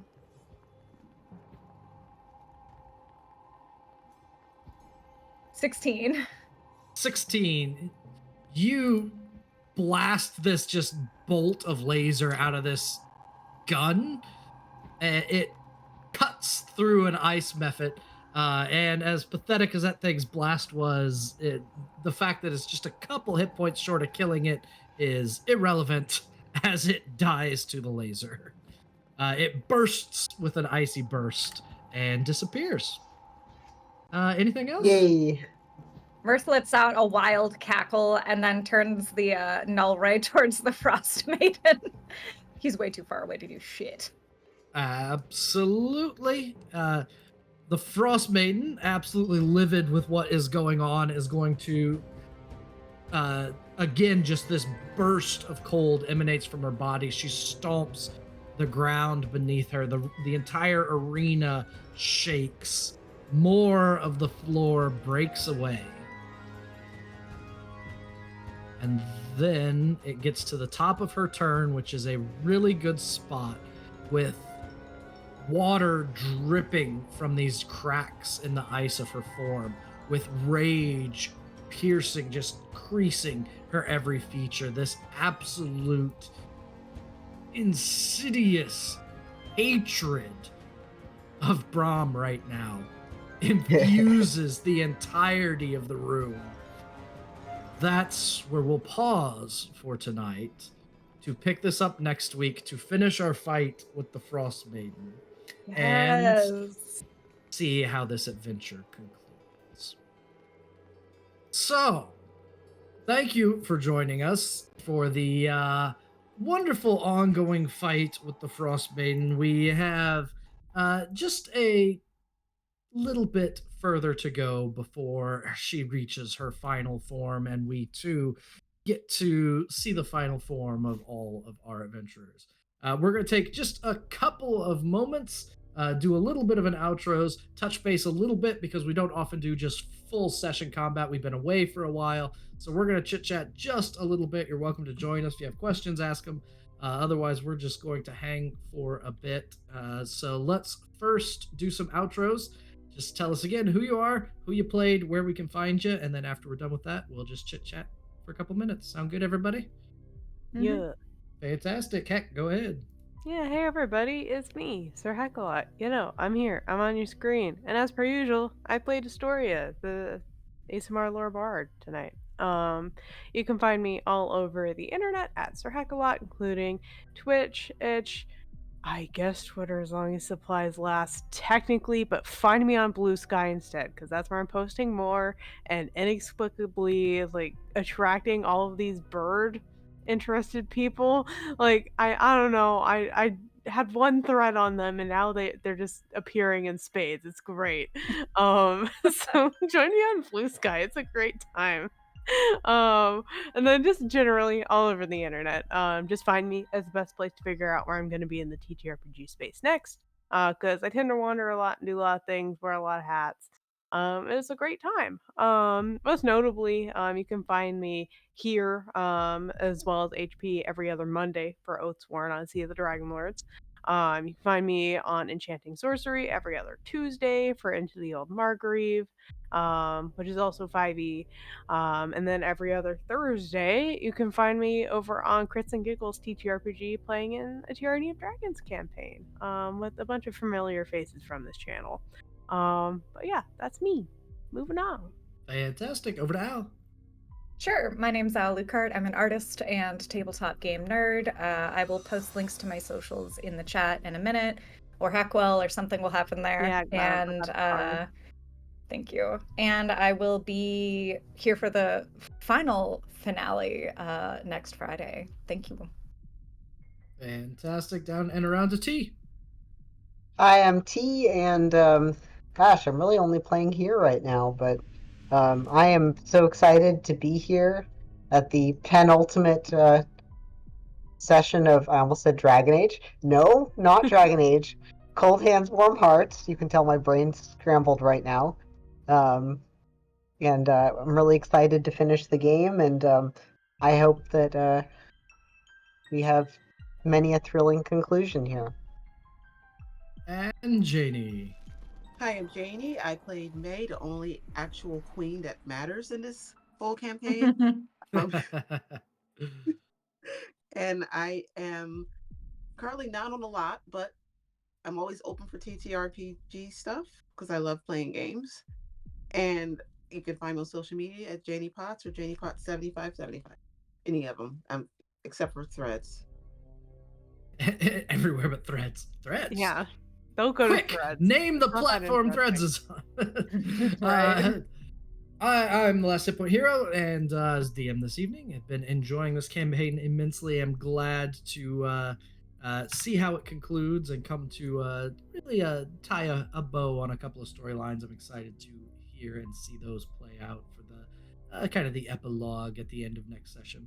As for tonight, one thing is it's kind of the only thing that I'll add and get a little bit of feedback from the four of you before we close up shop. One of the things that we chit-chatted about during the break was just how difficult it is to have 3 bards and a paladin, and that balance between if I punch a bard, it might squish, but I really have to punch a paladin just to get the ringing sound in the armor. I think the biggest example of that is that round that Brahm just did of 74 hit points of damage. What's everybody's thoughts, kind of feeling wise, of the between it's been some spells that have boosted up Brahm, but how are you feeling about that that difficult balancing act at the moment? I think you're doing a good job.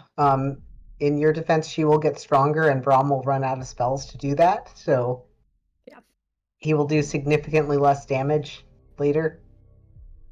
That is what I am banking on, because holy cow! I mean, That's I'm just why like we- throwing.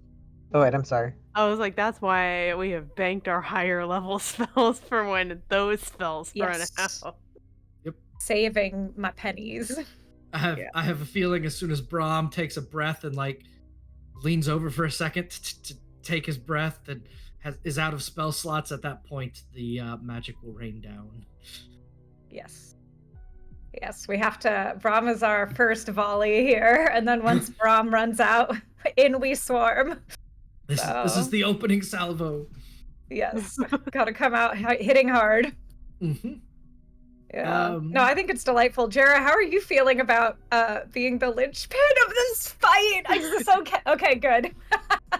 Yes. I mean, Good. that save required a 21. And I am so upset that I didn't get a round of Brahm going away. I have to decide if I'm going to try that again because it's so brutal. It's the only thing she can do if she attempts that. And if you save again, so if you fail to save, you get stuck in the ice crystal. mhm. Oh Oh. damn. So I very much wanted to take Brahm out of the picture for a second, just for the panicked bards to swarm around. And yeah, and then she got beat with chairs out of nowhere. Which was Yes. hysterical. Oh, anime I know, object. God. What So a way. Yeah. The chairs did 32 damage. Yeah, they're putting to a in god. work. Love it. They Those were are putting some in well-crafted work. furniture. I guess it is 29. Yep, 29 I know. damage. I love that y'all were like actually like doing things and like fighting the frostbite, and I was like, I'm just gonna go steal. I'll take No, one. I'm I did. so glad you The did, MacGuffin. actually. No, heck, that was actually one of the strategies I was thinking about at the beginning, is I was like, we have to get the frickin' mithril from her. And then a story was like, tee, what if I just do a little 5-finger discount on this lady's purse? I was like, good, yes, this is great. I'm going to say in my defense, despite Uh-huh. DMing for 15 years, whatever, however long it's been, there's still times when you just think, this is the MacGuffin, but we're just going to put this down somewhere that seems innocuous and not be an issue, and completely forget that almost every PC has teleportation abilities just practically at a whim. And yeah, that's a silly feeling after, as soon as you put something down, someone takes it. So I feel bad because I didn't realize the significance of it.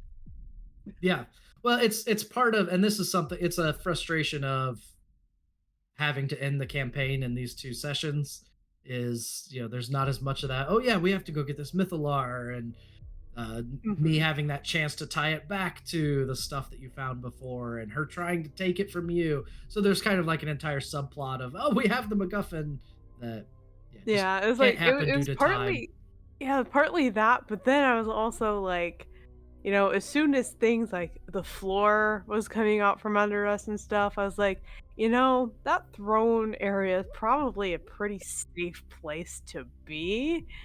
I could be wrong. It might fall out from under us too. But I was like, we're gonna try to come over here. And now everybody is over here for the Taken most part. and thrown it at her. I took a screenshot, by the way, HP, of your face when Brahm's damage kept going, and I posted it in our chat for you. Did you really? It's amazing. You were just like, please. It's so good. That was the moment that as you and T were figuring out like the damage, your face, you were just like, and I've been there. It was so good. No, so it just good. kept adding up. Yeah. 78 or whatever. It's like, Yeah. oh, Jesus Christ, paladins. I'm gonna play paladin next time I game. That is hysterical. That's great. I love that. Well, that is our plan. I do expect the final form to be the most difficult, so this is progressing, I think, pretty well. I think resources are being sunk appropriately and being used appropriately, and so I'm pretty pleased with the progress. So we will pick this up next Friday, where the fight should wrap up in the first hour and a half, 2 hours of our session, and then the last hour be complete. Just kind of role play and playing out the how we wrap up everybody's stories. So there'll be a little bit more hand wavingness as far as travel and stuff like that. Yeah, if there's anything that you really, really want to see storyline wise, feel free to DM me at some point between now and then. I have a couple little things here and there that I've thought of, but it's just the little stuff that is particularly special to me, which is kind of fun because it's a reminder that in this story you all have created a lot of interesting twists and turns, and it's really fun to really think what's left in them for that. So Am I still yeah. down? I'm sorry. Am I still sitting down in the chair? Oh, absolutely. Oh yeah, we could start the next session sitting in the chairs. But yeah, I suppose that's it. So we will. Foxy should be checking in here in a minute, and we'll be ready to Mhm. say our goodbyes. But yeah, Yeah. Good I mean, game. Thank you. This was yeah, awesome. Hmm. it has been a This was while. fun. I'm glad to be at the virtual table with this particular group again. It's been far too long, and far too headache inducing to schedule all of that. So um, yeah, it's good. Yeah. No, your resilience is appreciated. Now we are coming together. Our story. Here we go. It's one of those things Here we where a go. campaign gets to the point where you're just like, we have to accept that it's not going to be able to go on too much longer because it just can't sustain the energy anymore. But at the same time, we want to have some closures. We gotta have that closure. We gotta We lock it gotta in. have that closure. Yeah, I we're would. doing it. Game campaign is huge. So many groups don't make it that far. No, it's true. I mean, it's it's tough to do really long campaigns. So for those that have stuck with us, it's fantastic. We appreciate it. Um, so yeah, Foxy is in and getting ready to check us out. So thank you so much for joining us. We're glad you're here. We will see you next week for the end of Cold Hands, Warm Hearts. And until then, there is one rule, just one rule: be good.